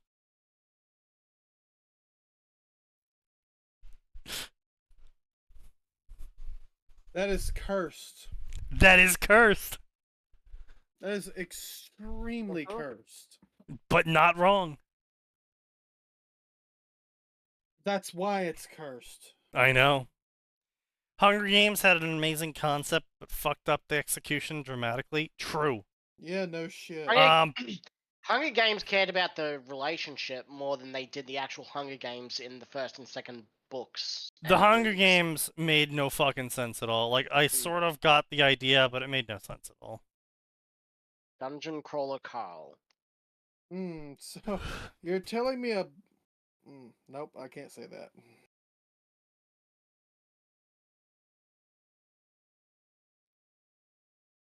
I mean, Yeah. hey, it really appealed to women. I can't imagine. A book written about a female main character written by a woman meant to appeal to a female audience, focused on emotions. Big fucking surprise. Yeah. Well, you know. I am shocked. I'm sure you are. You're blown away. Absolutely. Mm.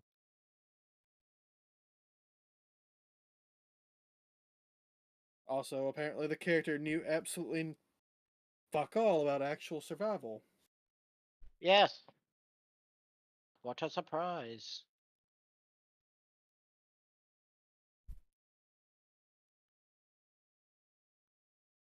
God, I hate stories like that. It's like, if you're going to write a story, do some fucking research. Huh. That's Mm. funny. No, I will That's say. actual work, I know. Yeah, well, you know. Also, if they did research, then they wouldn't be able to have a really emotional moment where they confess their love for each other during a death game where they're supposed to kill each other.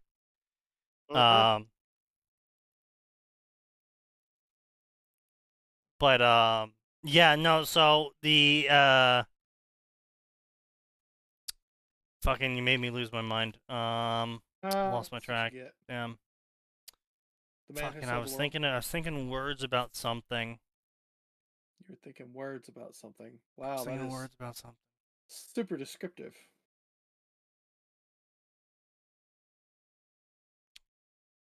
He's thinking words, guys. Here's I'll drink to that. Thinking words. Yeah, words are hard. Black Loner. Oh, it's the Wolves and Beyond. Yeah, hey, there we go. The Rogue Smith. Oh, God. The War of the Ember. I thought you said Black Hunter for a minute. I was like, wait, we're back on this asshole? No. Oh, God, that guy was a riot. Assassin's Creed Guardians of Gahul. Guys, I'm working on this story and I need your help. No. Alright, here's my help. Stop. True. Legend of Zelda Guardians of Gahul. First. Bruh. Yeah, it's just, Guardians does not make for a very good, fanfiction bed. Because, like, a lot of the things in Guardian were very structured. As far as I remember. Well, it's also about that humans... fucking owls. Stein, shut the Yeah. fuck up. It's because humans are dead, so you can't really cross it over with anything where there's humans for it to make sense. Also true. Well, I mean, it's not Also, just it's that, about- but they are just owls in the end, and if you did have them, like, a portal opens up and the owls go through, it's like, well, okay, they're really skilled owls who have weaponized claws, but that guy shoots lightning. Which was my point. So shut the fuck up, Cass. What do you mean that was your point? You were You were fucking criticizing it because it was just about owls. Nothing was about crossovers You until we just cannot- brought it up. That was what You I were was just about to criticizing it and say calling it before shit you just were because it was about. owls. Oh You yeah, weren't no, the caring about what it Capitol, was. the That was Capitol what I was was about- 100% a representation of Hollywood. It was 100% commentary on Hollywood, where everything was performative and it's all about the drama. And they're like, they're eating food and throwing up the food so they can eat more weird food.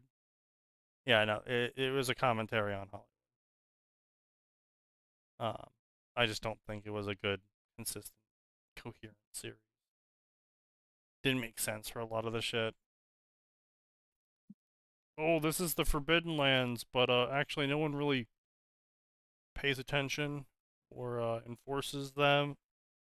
Oh, this is Zone 16. They're known for their coal. They've been producing coal for the past 300 years. They've never run out of coal to produce. Uh-huh. Sure. What do they do with the coal? Nothing. They just wanted you to mine it. Because it's funny that you die of black lung. Because we're evil, bad guys. But we don't hate the environment.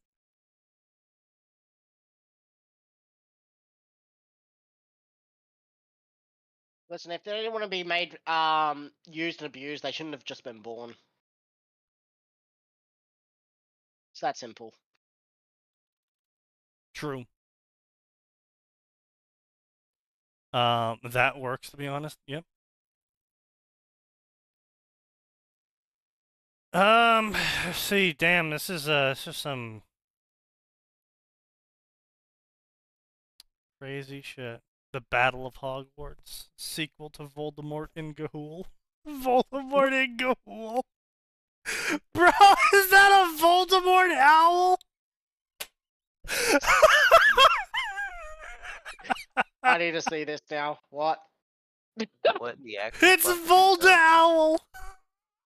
Why does that look like Wan Shi Tong from fucking Avatar? Fuck off, Because it Chad. is. I wonder how the first few districts get away with the special treatment. Yeah, that shit just didn't make any sense at all. It was, like I said, it was 110% a total allegory to the state of Hollywood, where certain groups were portrayed as having to compete equally, but in reality, certain groups were more equal than other groups, and the people in control of the whole thing were these decadent abusers who didn't care for suffering and just wanted drama and shit. Like, the whole thing was a fucking allegory for Hollywood. The entire it was also a blatant power fantasy of the author, because if you continue running with the allegory idea, is the allegory continues with the author being empowered by Hollywood, at which point she will gain access to the levers of power inside of Hollywood, and she will change things for the better. Which, of course, didn't happen because the author of Hunger Games got access to the levers of Hollywood and immediately joined them in their decadence. Ironically.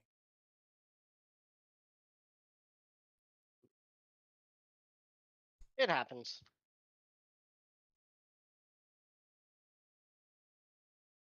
Is that why the ending was absolute ass and the book 3 was ass? Yup.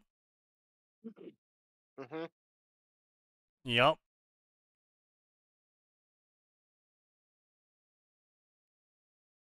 It's also Septimus Heap. Fuck! What? The Septimus Heap series. Septimus Heap.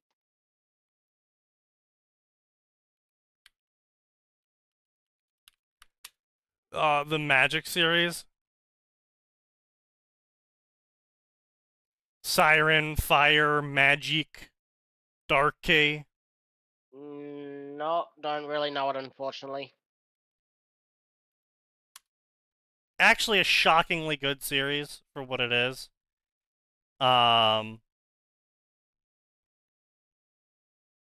Basically, the idea is medieval fantasy, blah blah blah. But mages, the age of mages came and went.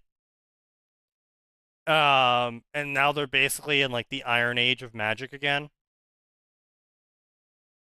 where they have all of these magical tools scattered across the empire, the fallen empire, and no one really knows how to use them anymore. And it gets even to the point where like there's these massive ice tunnels underneath this one city, and it's these kids' jobs to navigate the ice tunnels to deliver letters really fast because the ice tunnels connect the entire city. And in reality, I'm going to assume none of you are going to read this.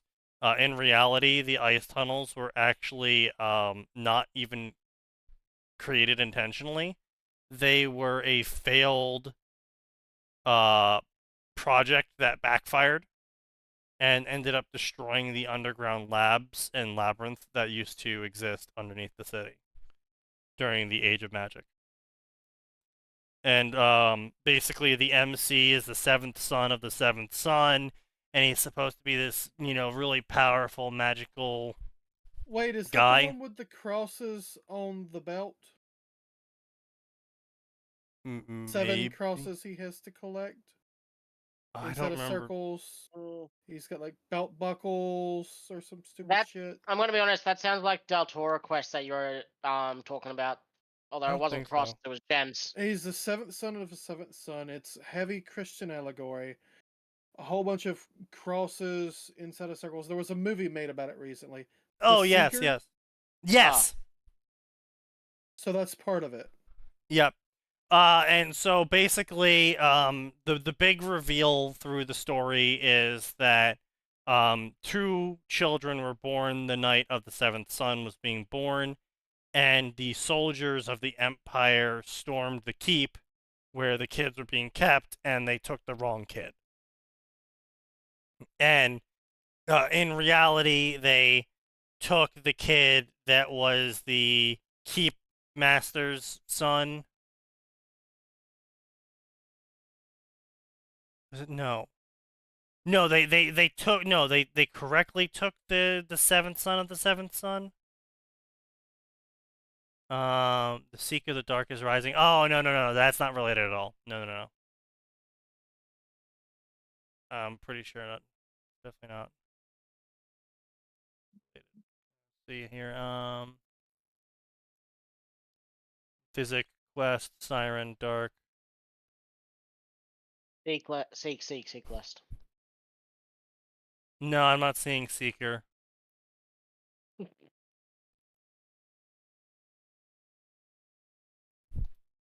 But yeah, basically, the soldiers kidnap one of the kids. The other kid gets sent to be raised in the family that actually had the seventh son of the seventh son, except this family is like the Weasleys in style, in where they're kind of poor, they have a government position, but they do well enough that no one's really going hungry, but they're not doing a great position, and so all the kids have to contribute and work, and he grows up in a nurturing environment where everyone loves each other as family do, and they talk out their differences and they all work together, and he was taught to be humble and kind, etc., etc. But he was also seen as a disappointment by the Mages Guild because he was supposed to be this super powerful kid, and he wasn't. And so stuff happens. He goes on adventures. He stops bad guys. He, discovers the truths of the golden age of magic, etc., etc. Ends up confronting the real seventh son of the seventh son, who was basically grown up in a demanding and shitty environment, and he massive ego, and he had magical power but no real ability to use it because he was, he just grew up in a terrible environment, so, he had all these expectations placed on him, et cetera, and it's supposed to be this whole nature versus nurture thing, and found family, and et cetera, et cetera. Overall, it was a good series. I read it when I was like 14, 15. Mm.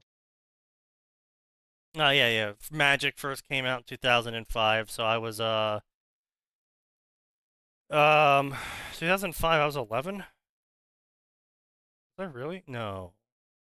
Was I really 11? I was 11 in 2000. I would have been 8, and I was born in 97. Although Yeah. I'm probably 7 turning 8 because of how late my birthday is.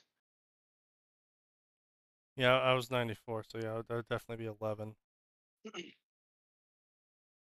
But, damn, yeah, I never kept. Oh, Dark Toad is book 1.5. Okay, so that's not actually needed. That was published way later. It came out 2006, 2007, 2008. 2009, book 5. Dark, yeah, that's the Confrontation. That was 2011. Fire, 2013. I don't think I actually read Fire. I think High School was the last book. Yeah, so I never actually read Fire. That's 2013. Internationally best-selling. Huh. Yeah, we don't have any of that anymore. There's like... It feels weird knowing we're only 2 years older than you. Well, I'll... Yeah. Um... honestly, this is like the clearest indication to me possible. There's no up-and-coming series. Like, it would be one thing if there's some sort of up-and-coming series and we all just didn't get it, right? Like, But there is none. Yeah, like there was the Zoomer Harry Potter. There was the Zoomer Lord of the Rings. Like, there isn't. It's all of our series, but made worse by Amazon or Netflix. That's it. Pretty much. There is no original series that's coming out. It's not just Amazon and Netflix on TV. Yeah. I'm talking about like books as well. Like there's no up and coming book. There's no big splash author. Like, I mean, like it was a big splash when 50 Shades of Grey got published. Yeah. And if you want to be technical, that was technically still our generation, really. Like a lot of the Zoomers wouldn't have read that. Yeah. Everything is on Amazon or the forums now. Yeah, that's what I'm saying though, right? Like there's no public presence of anything that is being read by the Zoomers.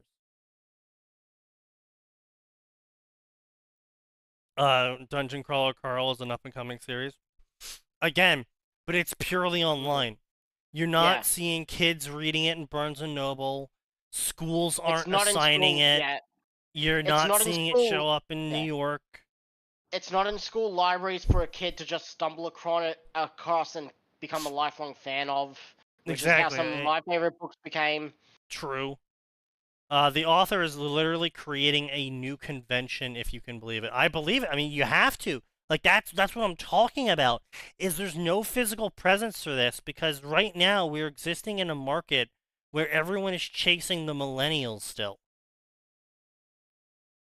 And not only are they chasing the millennials still, but they've been so thoroughly infiltrated and poisoned by politics that it is impossible for them to succeed in chasing the millennials. And so they've put themselves in a position where they literally cannot win. And on top of that, Zoomers basically don't read. So even the possible up-and-coming series are not up-and-coming to Zoomers. It's up-and-coming series that the millennials are reading and online because there's no one else feeding them stories anymore. Like, It's fucking brutal. Like, the Zoomers have no culture. And you can't call brain rot culture. And I say this as a millennial who had to live through the Leet generation. That wasn't culture. That was us just being stupid kids. Yeah. That's not a culture. And it's not only that, right? The Leet generation produced clothing styles. The Leet generation produced music styles, whole ass music genres.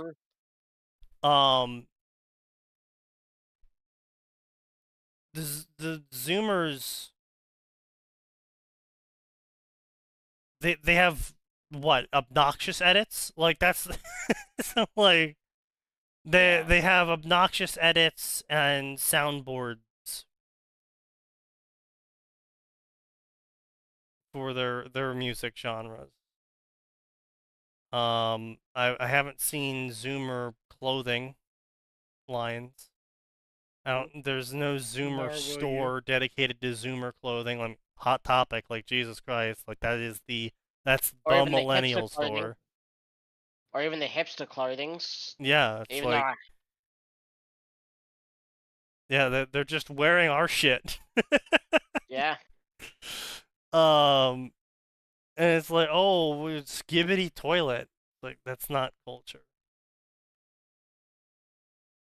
Are you sure And there even aren't then- skibbity toilet T-shirts? There If I are, hear, but there are. But the thing But- is, though, it's Skibbity Toilet is just our YouTube poop under a different name. True. It really is. It honestly is. And not only is it YouTube poop under a different name, it's less creative, shorter, And it's still Gmod. and it's still Gmod. Yeah. It's just a fad.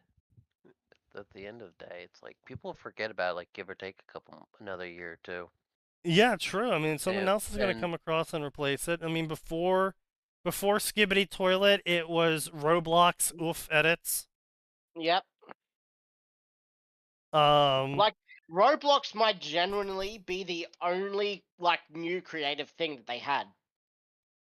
and even then, Roblox isn't actually a genuine creative thing. It's No. literally just the combination of Fortnite and Legos. Yeah. It's just the games and other shit created in them is what's creative. Which are all based off of popular things from previous games. Yep. Chat, take a look at what the author's producing the new hip series. Lit RPG. I'm worried, bro. You can't drop a link like that No, and not Lit make me RPG worried. Con.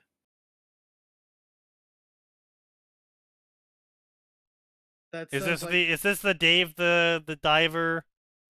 Save their dungeon cave or whatever, dweller. Dungeon Cave? Yeah, whatever the fuck.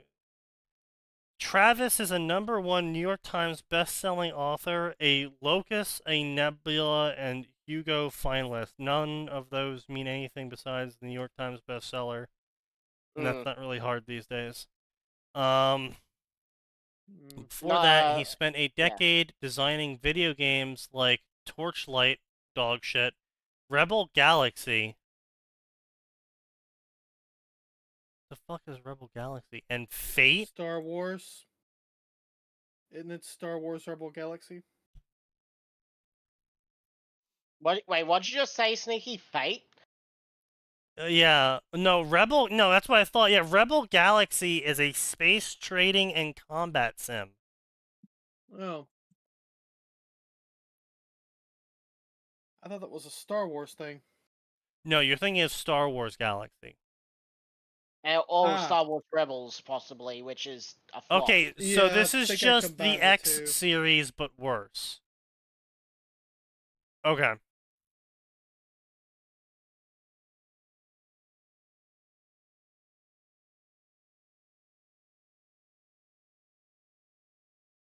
Yeah, no, this is just the X series, but worse, yeah. Okay. So he's worked on 3 dog shit games.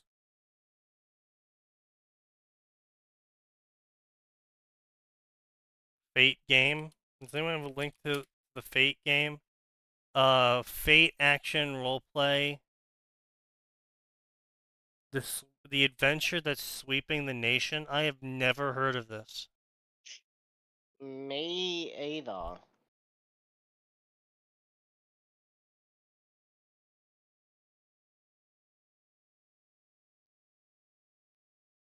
A dungeon crawler? Oh, this is just a Torchlight prequel. Yeah, this straight shit is just the poor man's Diablo Torchlight prequel.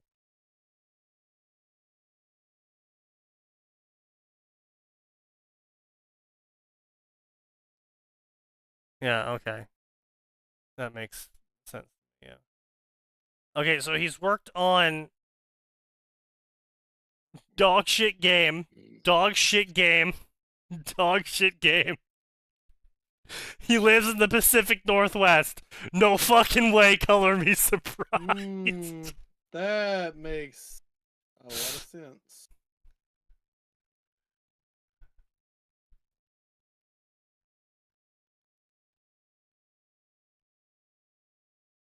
Adam simultaneously embraces the rewarding challenge of family life and writing stories. Skibidi Toilet is cringe, but it's night and day better compared to old millennial humor like Tonight Show. No. The Tonight Show was not old millennial humor. That was Tonight aimed Show at the was generation before us, our boomers. The Night mean Show y'all? with Jimmy Fallon? Bro, that's Gen X. That's Gen X humor.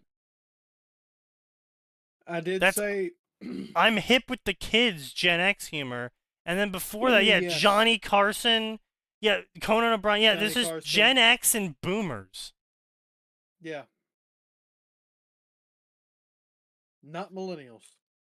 Not millennials. Not No. even Well- slightly. Okay, Kimmel nowadays is actually aiming more towards millennials. Hmm.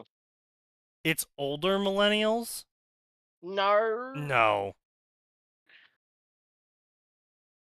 Like, older millennials might have watched it because it was on, Yeah. and we weren't allowed to change it off.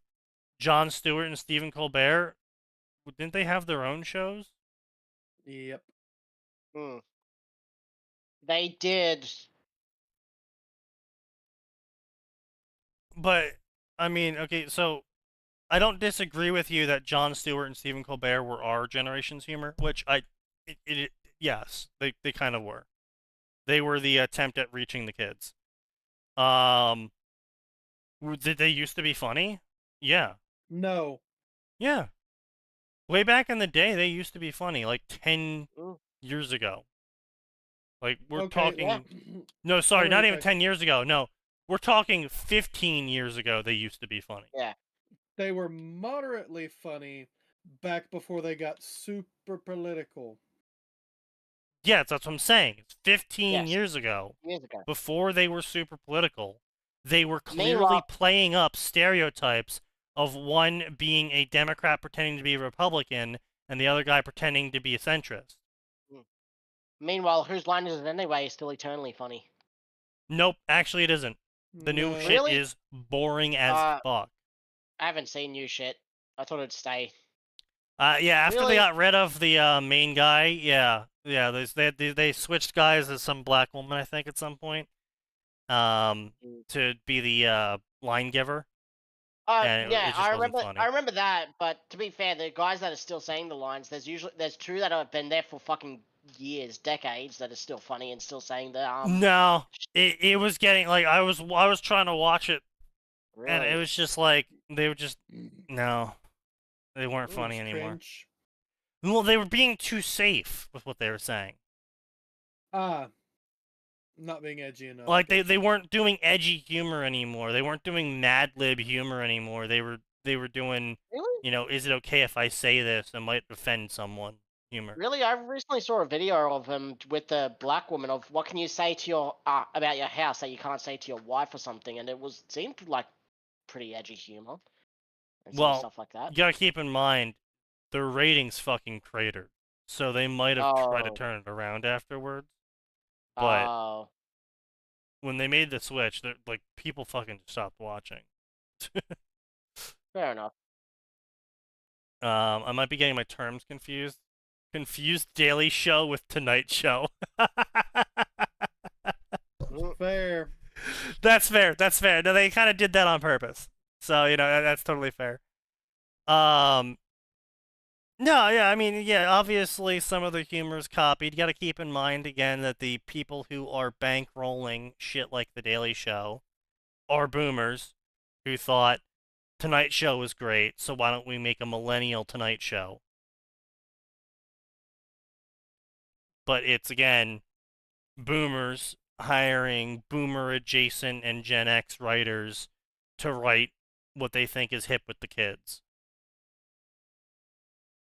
And at the end of the day, it's become very apparent that Jon Stewart was the actual comedian and Stephen Colbert couldn't make a joke out of a wet paper bag. Because Yep. the guy just isn't funny. Jon Stewart knows No. how to play up emotions and presentation. But Stephen Colbert is not that funny. And, geez, don't even get me started on the fucking British guy they brought over. Holy crap. And then the South African guy they brought over. He was just racist. he was just That racist. bad. Yeah, bro, like, I would say a good 80% of the dude's jokes was white people are evil because I'm black. Am I right, guys? Ah, one of those. Yeah. It was just like he had no content. Like, he used to be funny. Back before he got picked up by The Daily Show, I watched some of his stand-ups, and they were good. I laughed at a lot of them. And then when he got picked up by The Daily Show, Trevor Noah. Oh, that guy. Yeah, like when he got picked up by The Daily Show, it was terrible. It was just bad delivery, bad jokes, a lot of racism. But Zoomers, I mean, the older and median age Zoomers don't claim Skibbity Toilet entirely. That's more of an alpha thing. You know what? I will give that to you. That is more of an alpha thing.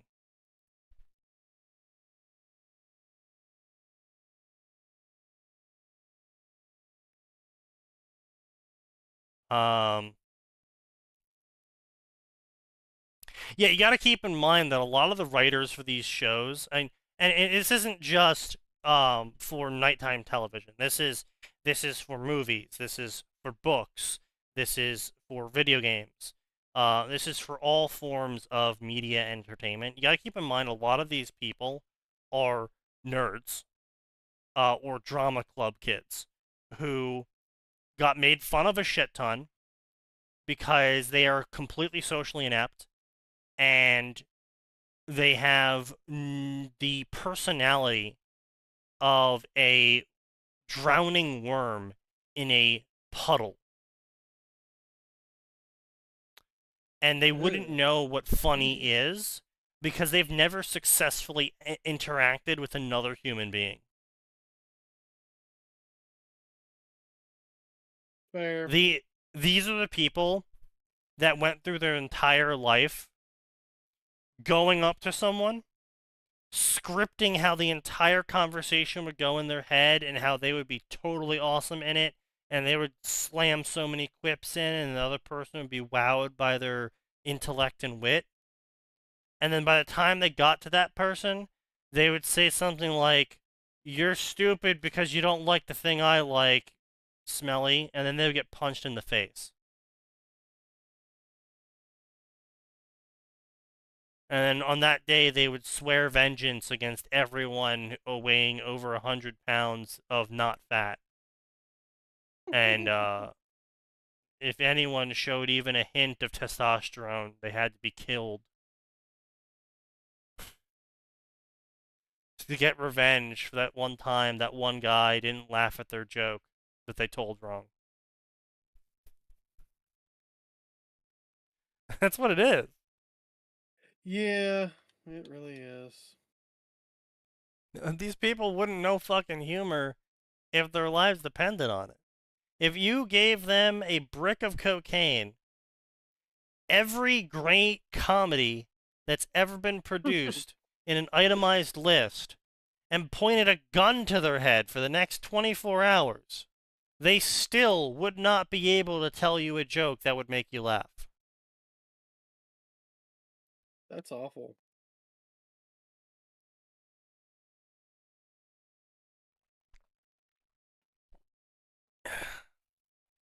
That's showbiz. True. Oh, that aged me. That quote just aged me.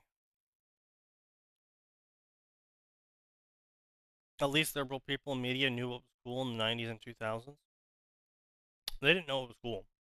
No. They just happened to be in the cool section during that time period. What's cool has never really changed.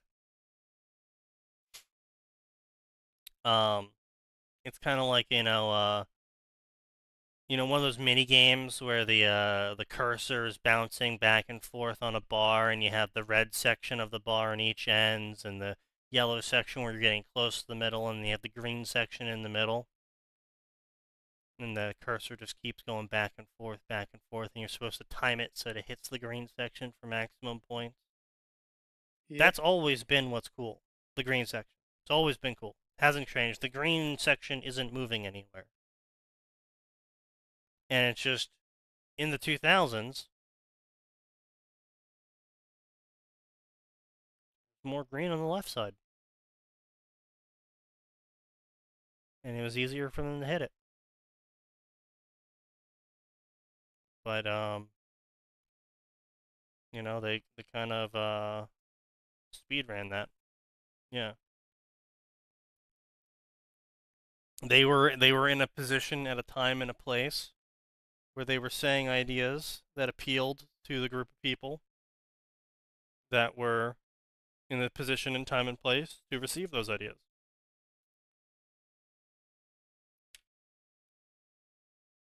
And then they kept going and kept going, and didn't know what moderation meant, because moderation was the path of virtue, and we can't do virtue here. We are rebelling against virtue, so we need to keep going and become more extreme, because we need to Because rebel. virtue is awful. Yeah, because our parents are virtuous or trying to be virtuous. Therefore, we don't want to be our parents, so we have to do the exact opposite of everything our parents did. Everything. Yeah. They won't be able to course correct? No, they won't be. It's the same shit, it's like, it's not just the left side, it's the right side. They have the fucking, the Puritan era. They never course corrected. They didn't become less radical. They're still just as Puritan as they were 20 years ago, but no one fucking listens to them anymore. People blame the boomers for ruining the world, but Xers and older millennials played the part. No, what it was, right? Boomers were a selfish generation. And what they taught older millennials and Gen Xers was fuck over everyone. The only thing that's important is you. Yep. Spend all your money because you can't take it with you. And, I had to earn it, so you should have to earn it too. I can't give you anything. I can't leave you anything to inherit. Well, this was actually a massive problem for us back in the day, where I used to go to school for high school and below. Was the area was aging out massively, and all of the boomers didn't move out of the area, but their kids left after they, graduated, went to college, moved out to their own families in different areas.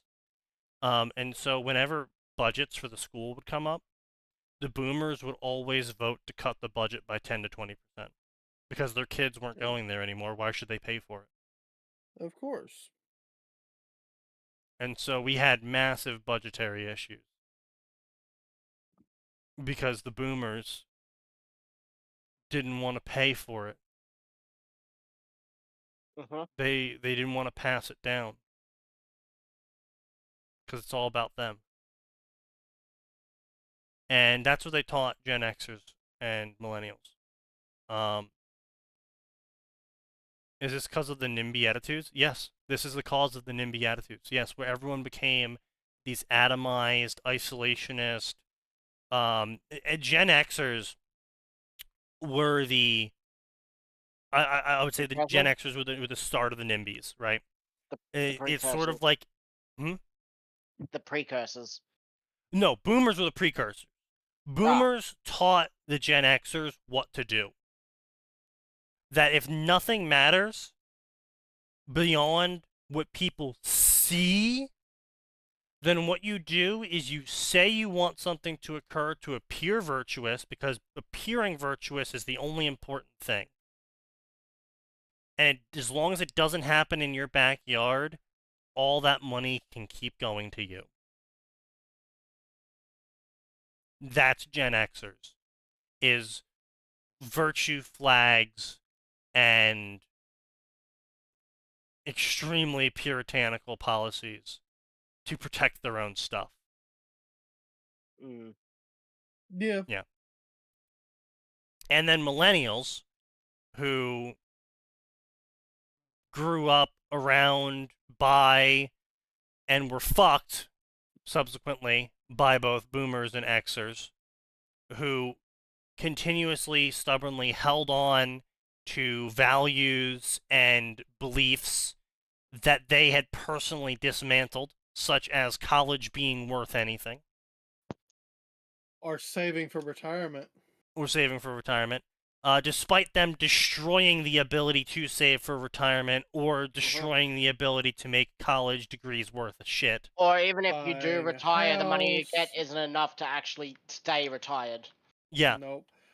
So despite them destroying these systems, they proceeded to enforce this cultural pass down onto the millennials, forcing them into these colleges, where the millennials then realized they were dick deep in debt and there was piranhas in the tub.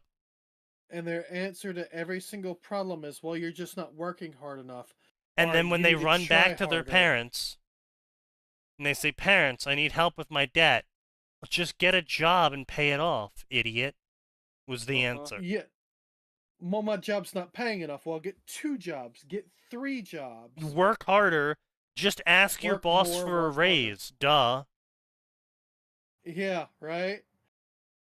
They don't understand. The squeaky wheel gets Meanwhile, the hammer, not the grease. Meanwhile, both the boomers and the Gen Xers continue to virtue signal and completely destroy the job market by voting for businesses to ship their jobs overseas or Yep. ship in people from overseas into these jobs, Yep. legally To and replace illegally, Americans. to replace the people that they're telling they need to go get jobs. Both lowering the wages and devaluing the ability for someone to gain experience. And on top of that, right now, in this current day and age, in 2025, we are looking at over 70% of entry-level jobs requiring 5 years of experience. Oh, or a college degree. Yeah. Also, Well, it's not even required. They won't even consider you unless you have if a you college don't have a degree. college degree. Also, there's the what was it? Oh yeah, the negotiation power. completely Yeah. removing that because they can fire you and hire who the fuck ever from the flooded job market at, pretty much a whim. Well, not only that, but there is certain sections of the population who are incapable of negotiating for better pay. Yes, there's that too.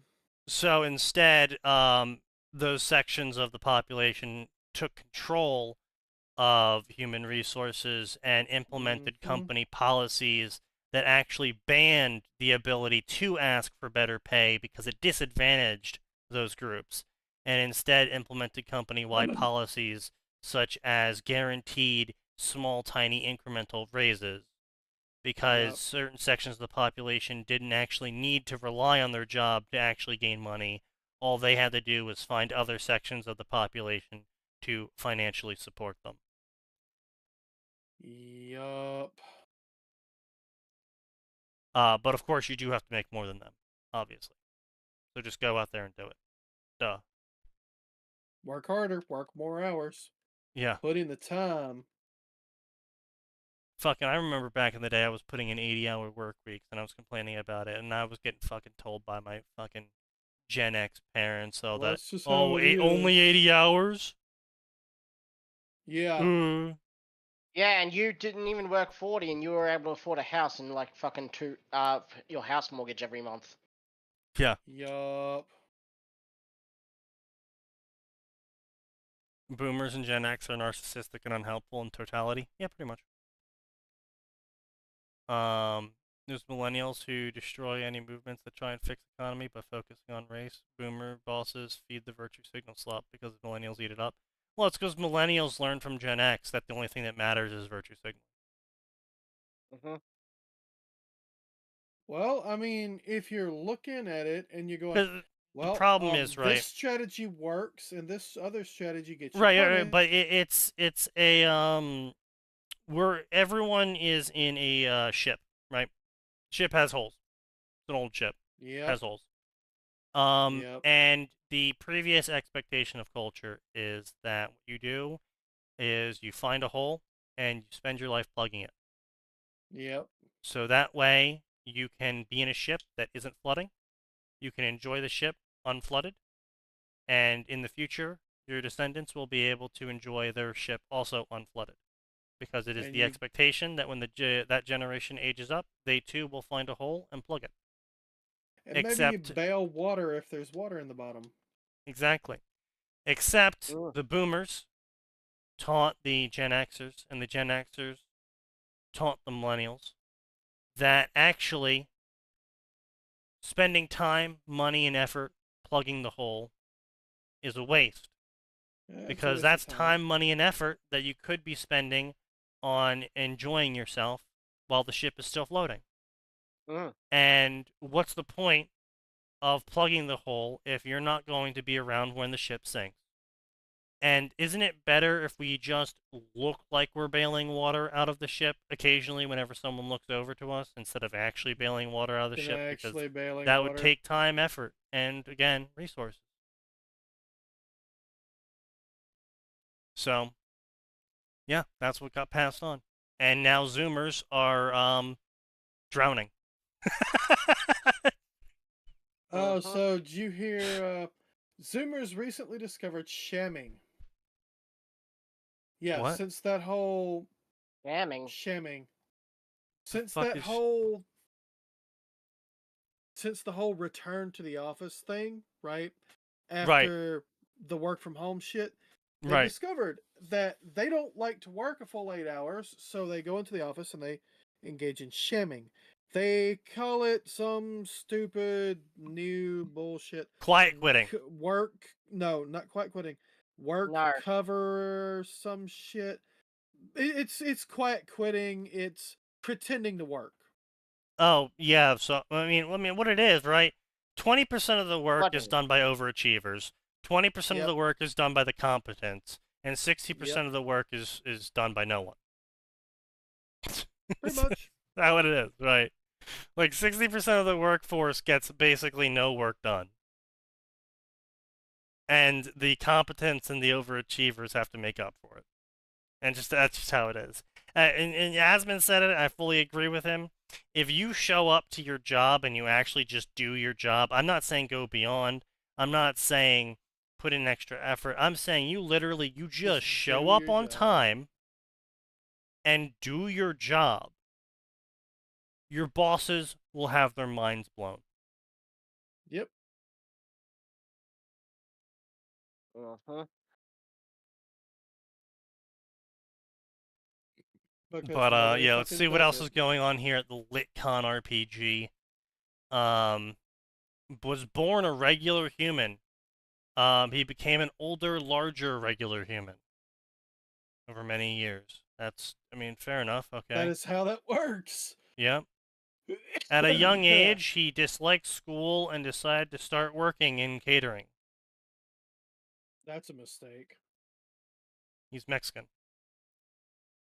God damn it, Sneaky. Wait, he is! His name's Jez Cahijo! Is your knee hole? What? That's like, I don't know what to tell you, man.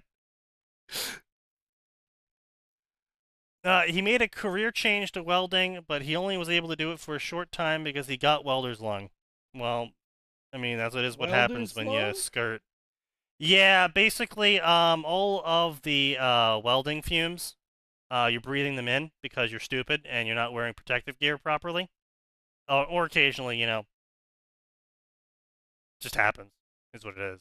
But Okay, usually yeah. subpar welding, subpar welding material, not subpar welding, but subpar welding Well, material, cheap It's not. steel. It's not the material. It's you're doing it in an unventilated or poorly ventilated area. Well, that's what I'm saying. There's a lot of factors to it. You might be using a leaky torch as well. Yep. That sort of stuff. But yeah, so he quickly got welder's lung. Pandemic of 2020 caused him to be furloughed, with his lung condition at greater risk. During this time, he wrote every day. Company of his wife, 2 children, 2 dogs, 2 cats, and the Sun dancers in South Shields. I mean, hey, good for him. Power to him. Army vet, foreign countries, beer, science fiction, lit RPG. Good for him. I hate that everybody mentions the fucking coof now in everything they write. Oh God, I know, right? Oh, it's like we weren't Come getting up with the diseases original. before that. Right? Diseases didn't exist before 2020. Mm.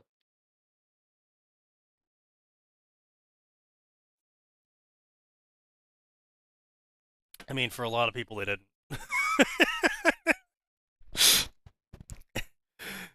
For a lot of people, they didn't. He's a musician, husband, father, amateur internet sleuth, past lives, family services, phone psychic, selling con man art, and doing many other jobs. The author of Dungeon Crawler Carl. Yeah, I can see that. Yeah. Yeah. Yeah. He looks exactly like I expected. Suddenly everything makes sense. Yeah. Michael Scott Earl is a prolific author of science fiction. He wrote Tamer, Yes. King of Dinosaurs. Oh, wait. Yes, Michael Scott Earl. Yeah, He's we actually saw got this good guy. stuff.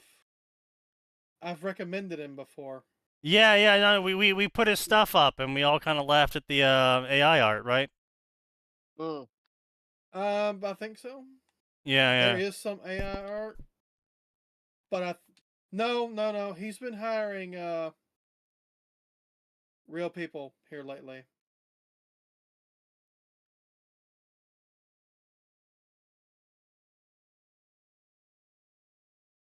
Oh, no, okay. No, I don't think this is him. The guy we were making fun of. No, wait, no! Dragon Slayer. Yeah, no, this is him. We were making fun of him. That is him. It is him! He has some dumb shit, yes. It is he, the boy. The boy who lived come to die. Okay. If you guys were talking politics, the 30 minutes I had to walk away to take care of something, I swear to God, I am removing 2 of you from guest roll for 2 weeks. Not really. I mean, I technically it was politics, but it wasn't like partisan politics. think for once I'm gonna keep That's my not mouth what the shut. chat reflects. We were more shitting on boomers. Mm. Oh, And well, Gen that's X. always free game. Boomers and Gen X. Yeah. I worked in person during the coup. I mean, yeah, so did I. You know, it's just again, it's Same. just, A lot of people still work in our person. generation wasn't vulnerable. I don't know what to tell you. It's like the kids weren't vulnerable. Our generation wasn't vulnerable. It was pretty much just killing people over 75. Which newsflash, everything kills people over 75. Called to getting old, yeah. Yeah, it's called getting old. Ooh.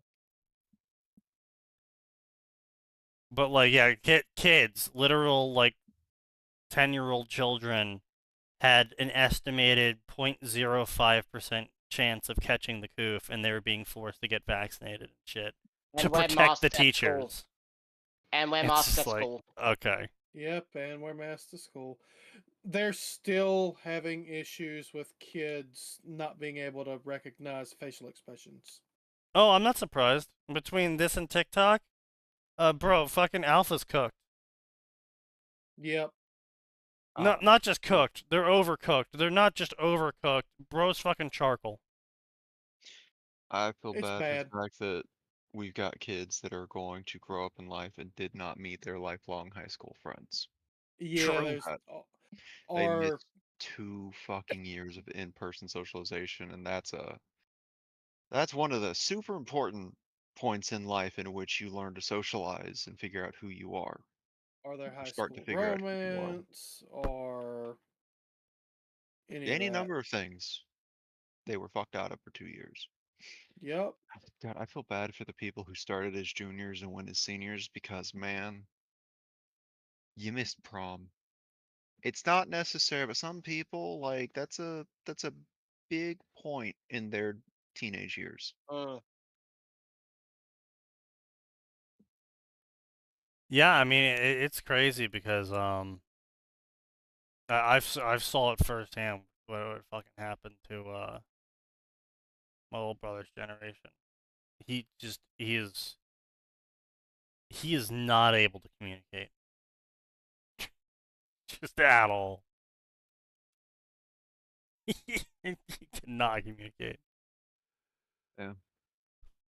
Well, I guess as it turns out, the whole thing about how humans at in their very nature are pack animals was proven true after those 2 years. Yes. Yes. Mm-hmm. Yes. But yeah. So I mean, we went on a wild tangent. Does anyone else want to add anything, or do we close up for the night? That's a call it. I don't really have much. All right. Then we will close up for the night, gentlemen. Thank you all for coming, but be sure to show up on Tuesday because, of course, there is always